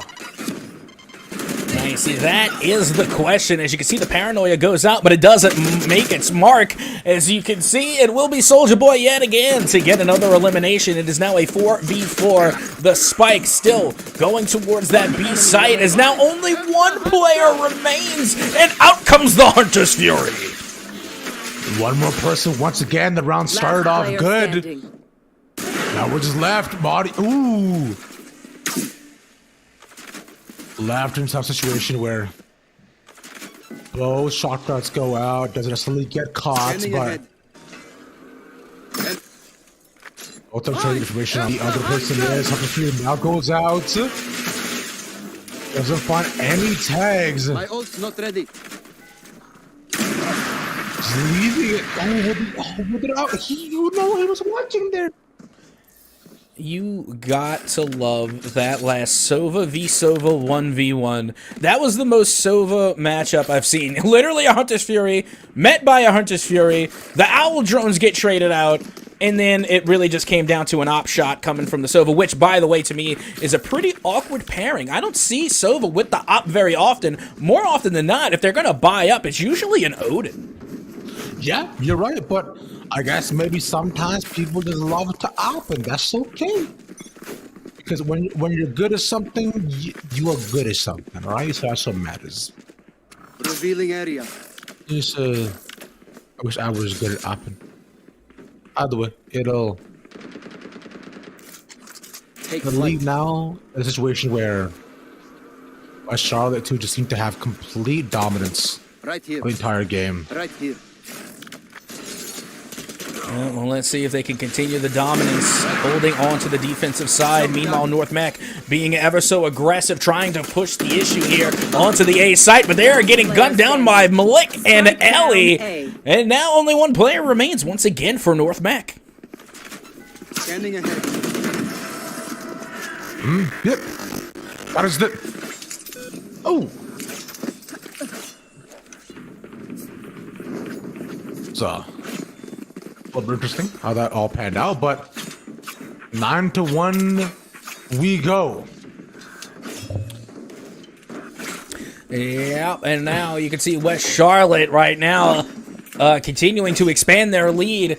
Now looking at an 8-round lead in their favor. North Mech have got to come up with an answer soon before this match gets a little bit too out of hand. Yes, they do. Meanwhile, on the Yoshi versus the Princess Peach situation, you know that we have the dinosaur versus the small, frail, blonde female to try to contend against both as we look towards it. And there we are. Look at that. Women rise up. You too can beat a dinosaur if you are strong enough. That you can, and you also got to keep in mind that they also had Toad coming into the fight as well, and that always made me curious. Like, Toad is like a mushroom, so why do they call him Toad? Because toads live in the ground and mushrooms live in the ground. Okay. I'm not That is going to my question it. only assumption of it. It seems legit to me. Thank you. You get me sword fighter looking like Samus. Says, I personally enjoy whenever the sword fighter looks like the guy from Undertale. Can't remember the name of that. Yep. Well, they're going to be. Do you know what it's called? No, I have no clue. Oh my god, what's his name, bro? Oh, that's going to drive you crazy now, isn't it? Skeleton Boy. Trolls you. Hee-ha! Oh my god. Kevin, Steven. I've got Magic Jackson. Let's go with LeBron James. That's what he's called. Okay. Probably. All right. LeBron James. But meanwhile, we can see Smarty currently going up against Punisher. Punisher, of course, with the Greninja. Yep. Having a little bit of difficulty going up against this Mii sword fighter. Indeed. Oh, both of them trade dashes. But still managed the recovery on both sides. Greninja, though, caught out and pushed the edge once again at 207, somehow surviving. And also getting hits down here, too. But that should be the end of that. But just the fact that they survived for so long is truly impressive. Alas, as for now, the Punisher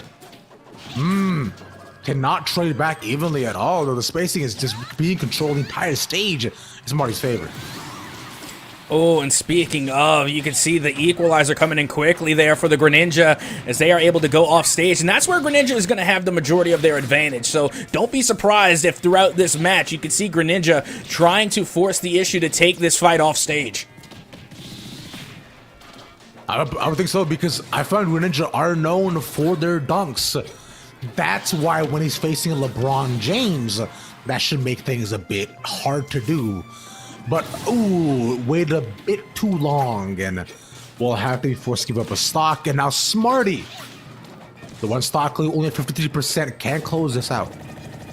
And now you can see Smarty literally blocking every single bit of damage there coming from that Greninja. Meanwhile, they are going right back to the offensive, being able to lay down tons of damage, all the while being able to counterattack everything from this Greninja, and are looking to actually extend their lead from 1 stock to 2. Seems as though the Greninja right now is having a much tougher time finding any sort of retributive damage, but gets a decent hit, nothing control on the wrong side. And facing the sweet spot on the sword of the Chakram, they get taken out. And that was an absolutely fantastic round. Again, being able to utilize that ring, that throwable, the long-range weaponry in order to really close the gap and then, you know, get the finisher in with the sword move. So fantastic coming from Mii sword fighter. But meanwhile, we're going to see if we can head back into some Valorant so that way we can bring you the conclusion. Hopefully, as you can see now that West Charlotte are on match point. Remaining. And that is what was expected, I find, with the pace that West Charlotte was going at. It's a 1v2, though. Still in sight. Spike Last is player ticking, but standing. it is on Swifty A+, who takes 1. Sandman News is just so far. West Charlotte just has to take down North Mech. And the rain of the pizza come in past yellow. There we go. Attackers win. I will be out of that. West Charlotte take a dominant game as you look at a 4-4 for Garinger versus Myers Park. Yeah, Garinger here going to be on the defensive side of the spike. Meanwhile, Myers Park trying to get the job done on the offensive, as they're able to really deal out some pretty massive amounts of damage there, getting 2 eliminations. But now Lena trying to make the comeback is finally gunned down there in the mid lane. And the spike still really not going one way or the other, but it finally looks as though they're taking it to A. One enemy remaining. You know, before me to find wish he was a little bit too far forward in grass to see if he can spot anybody a window, but instead we have Myers Park 3v1 for the hold. But Cheetah is there by a link, so should know that there's only one way to go. Heaven might be a better option, and is doing exactly that. Cheeto fan drops down quietly, so and sees nobody as they're all playing so far up, just looking to hold it, and that's it. And that was honestly a good attempt coming from Cheeto fan, only because, of course, you know, I can understand a Jet going to Heaven because they can avoid a lot of that fall damage. And they did, and then they didn't have to use any of the abilities either. They just fell on boxes. Good job. Every time I try, I end up breaking my ankle. But Cheeto fan managed to do it well, and then when they got to the spike, you know the motto, pros don't fake, and neither did Cheeto fan. They tried to stick it, but at the end of the day, it was still a 3v1. It was going to be a hard retake for Garinger no matter what. Yeah. Tough situation all across the board. Because we do now have 2 more rounds left in this half. Trying to beat them out. But the mosh pit will not result in a pickoff this time. As they'll have to fall back. I think that's one of the more interesting things about Gecko is the fact that their utility, their nade, isn't a molly. It's not like every other nade that we see that, you know, slowly chips away and eats damage. It actually is just a one-hit quit nade. You know, it's the only throwable that can't, well, the only nade that can't be classified as a molly, and I think that's pretty interesting. Yeah, it is being nerfed, unfortunately, coming up to this patch, but as right now, Lena to enter in, nice double. Gonna equalize right now for Garinger. 3 taken and finds a space behind. As you see 2 on the outside, they can just look to force them, hold them off. There's Fury, and they just defuse it. There are 2 people on, they just trade it off, being on or off, and that's it.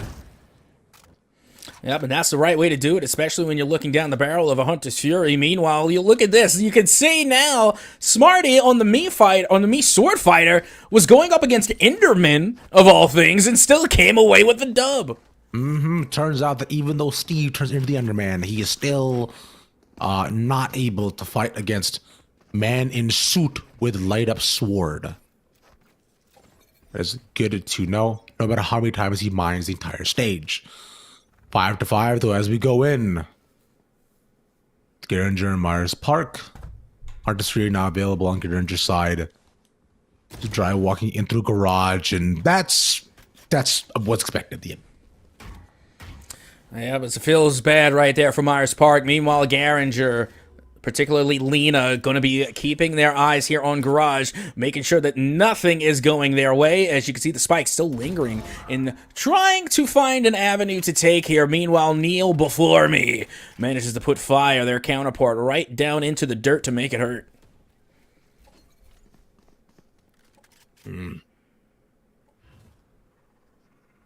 Slow 1 for 1 though.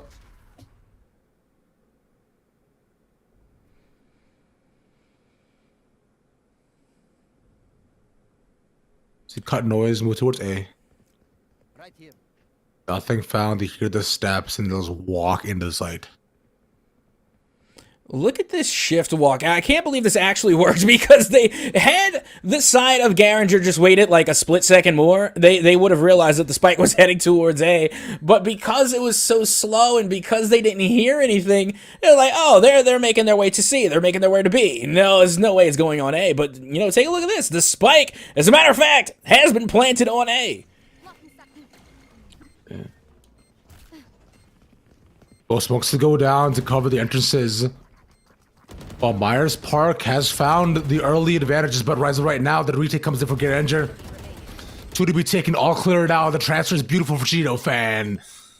3 by the end of it, setting up his entire team. Not even the one who, who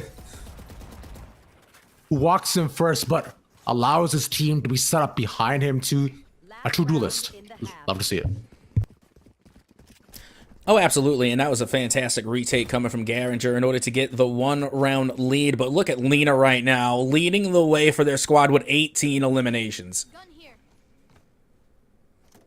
I mean, as a Reina player, you're thinking, yeah, that sounds about right, but still, your Reina can only do so much, right? Just the rest of the team has to pick up a bit of the slack nonetheless, but it's still almost looking to be a 6-6 half between the two of them. Garinger wants to ideally make it 6-7, well, 7-5 if they can. Sees Gaming Gillis towards the back of the site. Oh, and barely misses an eyes on him as he ducks behind the smoke. Oh, so close, but yet so far away. The spike does manage to find its way onto the B site and hold my hand, able to find the head click on Lena, the biggest top fragger coming from the side of Garinger. Now down and out, and Wingman, speaking of, is out and about as well, as now only 2 players remain on both sides. 2-2 between them. The Blazestorm now also there, gets pinged out, but was hoping to see if they could possibly just save the knives and sees one. Oh, there it is. And Cheeto Fan to cover some back. No right click, though, but before me. Now super low, fires, wants to try to push against him, sees him repositions, and that is it. 7-5 for Garinger. How are so many of these rounds ending on the Sova v Sova 1v1? Like, that's like the second or third time I think I've seen a Sova versus a Sova there at the last 1v1. Meanwhile, we're looking at some Smash, and Enderman was able to get the upper hand in that last bout over the Mii Sword Fighter. And now look at this, you have the Man-Eater, the Venus Flytrap, coming out to take on Enderman. It is a fascinating combination that you see in Smashes where characters of all walks of life can take stock for one another. Even Enderman hates the piranha plant, which you would assume he wants to grow some of his own, but instead, he'll be the one to erase it. Yeah, I legitimately forgot the name of that plant. I just relied on my childhood nomenclature to what we called it. We called it the Man-Eater plant. We called it the Venus Flytrap. And I know it had an appropriate name, but that's just what we called it when I was a kid. Well, the piranhas are man-eaters, right? He doesn't check the corner. Oh, no. He takes 2. Bob's just one shot. Ridiculous from him. Neil before me getting more than what's worth out of the shorty. Switches over to the classic. Takes 3 by the end. And that's it. Wow.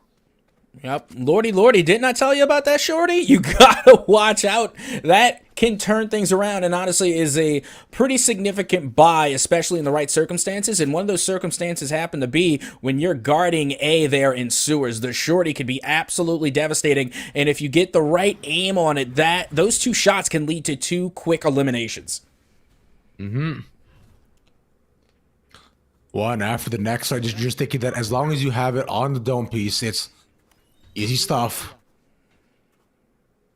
Nonetheless, right now for Garinger, who, are on their save, right? They have to contend against Myers Parks' bonus, but they're on the defense on Haven, so that can usually be a bit tougher.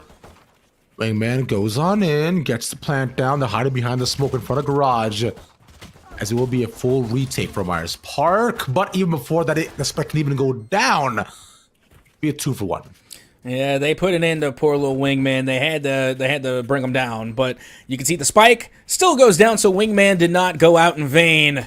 As a Garinger trying to hold, but the retake from Myers Park comes through in full force, and they will tie things up here on Haven 7-7. Thank you to producer Dappersaurus for showing his emotions on how he feels about the Wingman death. It's okay. I understand. He'll be back next round. Don't worry, buddy. We should come back from the stronger. But either way, back and forth we go. A better buy right now for Garinger. As at this point, but Myers Park has to see if they can some way, somehow, sneak past all the vandals that are trying to face up against with an army of specters and one bulldog. And now you're looking at the smash. You just saw that Enderman was able to take the dub up over the Piranha Plant, the Man-Eater, and come through with a big dub. Meanwhile, things are looking quite even here on Haven. 7-7 now, and Myers Park are on a pretty solid tear. And that's what I was hoping for. Well, not exactly if I'm a Myers Park fan, but like quick swing, one taken, no opportunities for a flanker. That is a big dart, though, so finds a lot of information. Had a good trade as well. And a decent elimination, too, through the smoke, through the mosh, and everything else. They managed to stick it. Meanwhile, Lena going to be sticking 2 head clicks there, defending the spike as it continues to tick away here on the A site. And now only 2 remain for Myers Park, and this is going to be their toughest retake yet.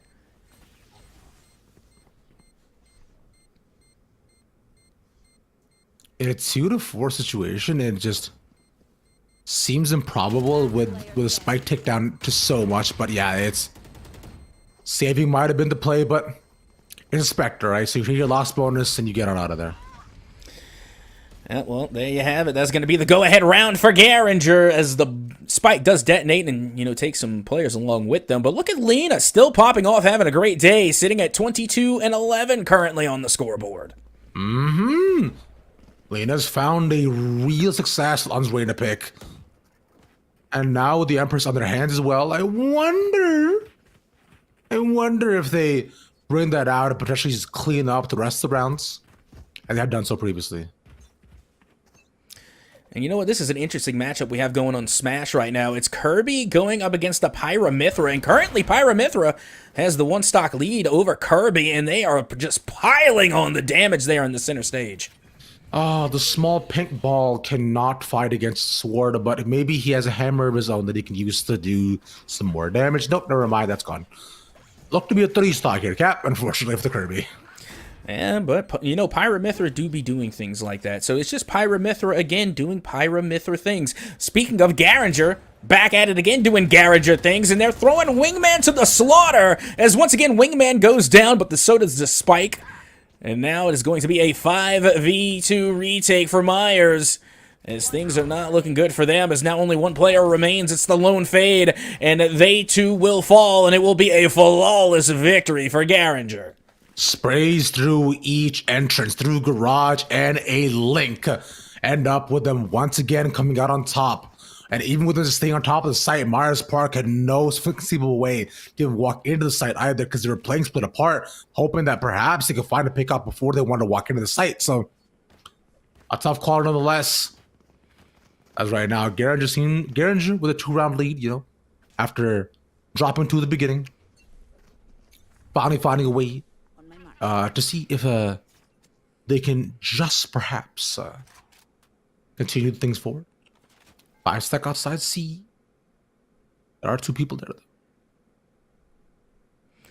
Yeah, not only that, but Garinger forced Myers Park to somewhat of a bargain round here, as they are having to come out with some stingers and a Marshall. But we've already seen how much damage a Marshall can do, especially on C main here. And Jet, unfortunately, isn't able to connect with that first shot, as Mosh does go out, and they have taken control of the C site very quickly.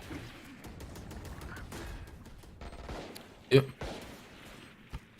Spike down once again.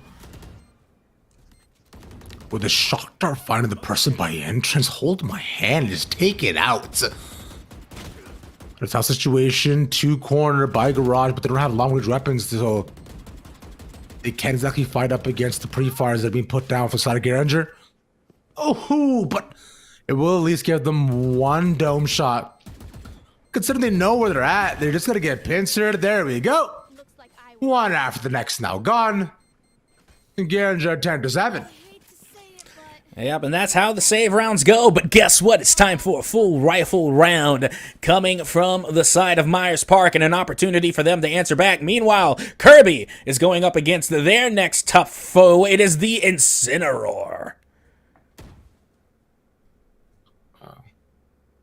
As we have a timeout for Myers Park, but Incineroar, they're going up against a 3-stock Kirby, which is going to be pretty tough, but Kirby should roll, and there we go.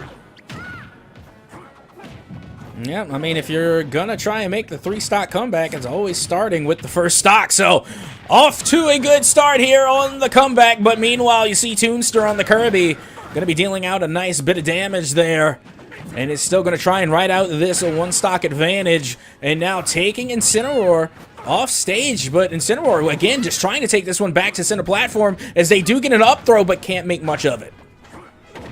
No, sir. Tough calls right now for the Incineroar, as you're looking at almost 80% between the two of them. And Kirby, yeah, he does have some big moves they can use to lock them down, but Incineroar is a pretty heavy boy. That move missing might be the end of it, and yes, it is. And that actually ended pretty quickly, considering how much damage Incineroar can actually take. But once you go off stage against the Kirby, you put yourself in a vulnerable spot. So, good job on the Kirby to make sure that they get that final stock elimination and the win as we go now into round 18 here in Valorant between Garinger and Myers Park.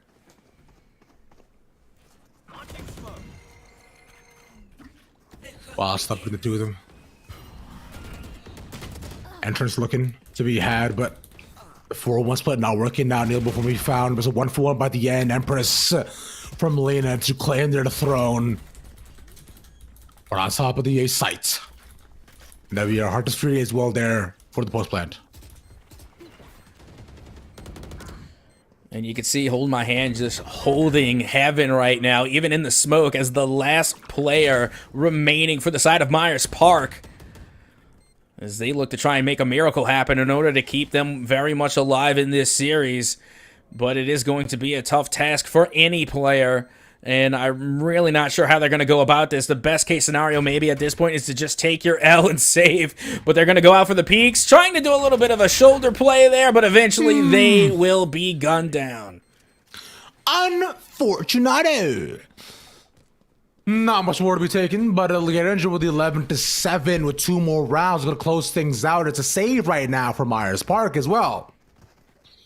So they can... So they're not a situation where they either buy up or kind of force up here this round, or they force up with whatever they have next round. It seems as though they're placing their bets. They're to force up into the next. A Bucky, a Vandal, and pistols. Never mind, just a couple shares of Vandal and a Bucky to try to fight against Garinger. Really tough situation. Yeah, and honestly, when it comes to the saves, like, I'm not a big fan of forcing up. You know, if you're going to save, you might as well go for the full save and get the most you can out of that next round, which could be your last. Meanwhile, Cheeto Fan is going to force themselves onto site. Bladestorm versus Bladestorm, and it will be Hold My Hand to go down, but not without getting traded, as it will be a 4v3 now in the favor of Garinger. Garinger keep on finding more opportunities. Lena should be able to find the next, and there we go. As soon as he pops out of the window, he goes right back into the wall. Yep. Well, how does the rest of that song go? Can't remember, honestly. Oh, I have no clue. You're asking the wrong person when it comes to songs and such. I'm actually pretty good at remembering lyrics, but I'm not very good at remembering artists. Oh, you know what? That's fair. Well, I believe that song is called Get Low by Little John. Oh God, that I wasn't even listening to the song you were singing. If I had actually listened, I would have known. I would have definitely have known that song. Oh my goodness. Wait, hang on. Get Low. Yeah, but that's not just Little John though. That's Usher too, isn't it? Is that Usher as well? I don't remember. Yeah, I'm pretty sure that's Usher.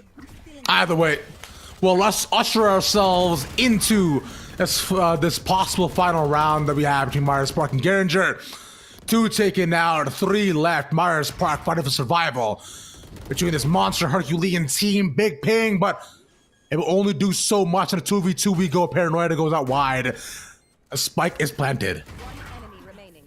Oh, and even with literally just a fraction of health remaining on the Sova, Lena there to take the spearhead and really deliver to Myers Park as they get the final 2 eliminations and the round win here on Haven for Garinger. And that is going to wrap that series up nicely as we get ready to move into our smash matchup between Palisades and Ardrikel. Kirby once again. Right now up against some more warriors I believe we've seen it before.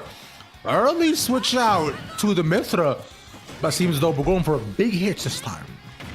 I want to make a petition to call smash matches smatches. From now on, a smash match is just a smash. Well, we could call them just smashes. Like, I feel like it makes more sense. Sounds better too. I don't know, man. Okay, that's fair enough. We're going to call them smashes then. And honestly, when we're looking at this Pyra-Mithra matchup, I'm more of a fan of the Pyra than I am the Mithra, as the Pyra will be able to get that first stock elimination off of Kirby.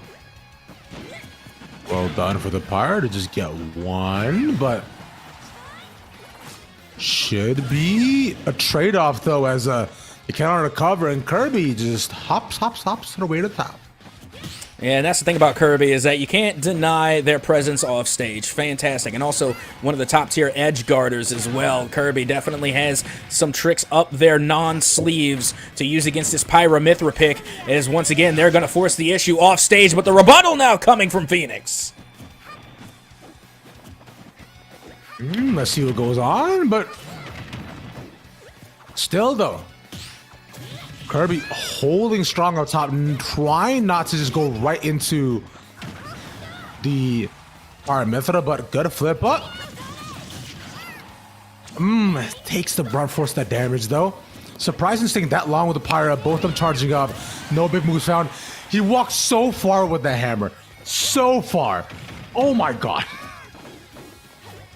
Yeah, well, you gotta get out of the way or get ran over. I don't know what to tell you. Kirby, now with a one-stock advantage over this Pyra-Mithra pick, is in good standing.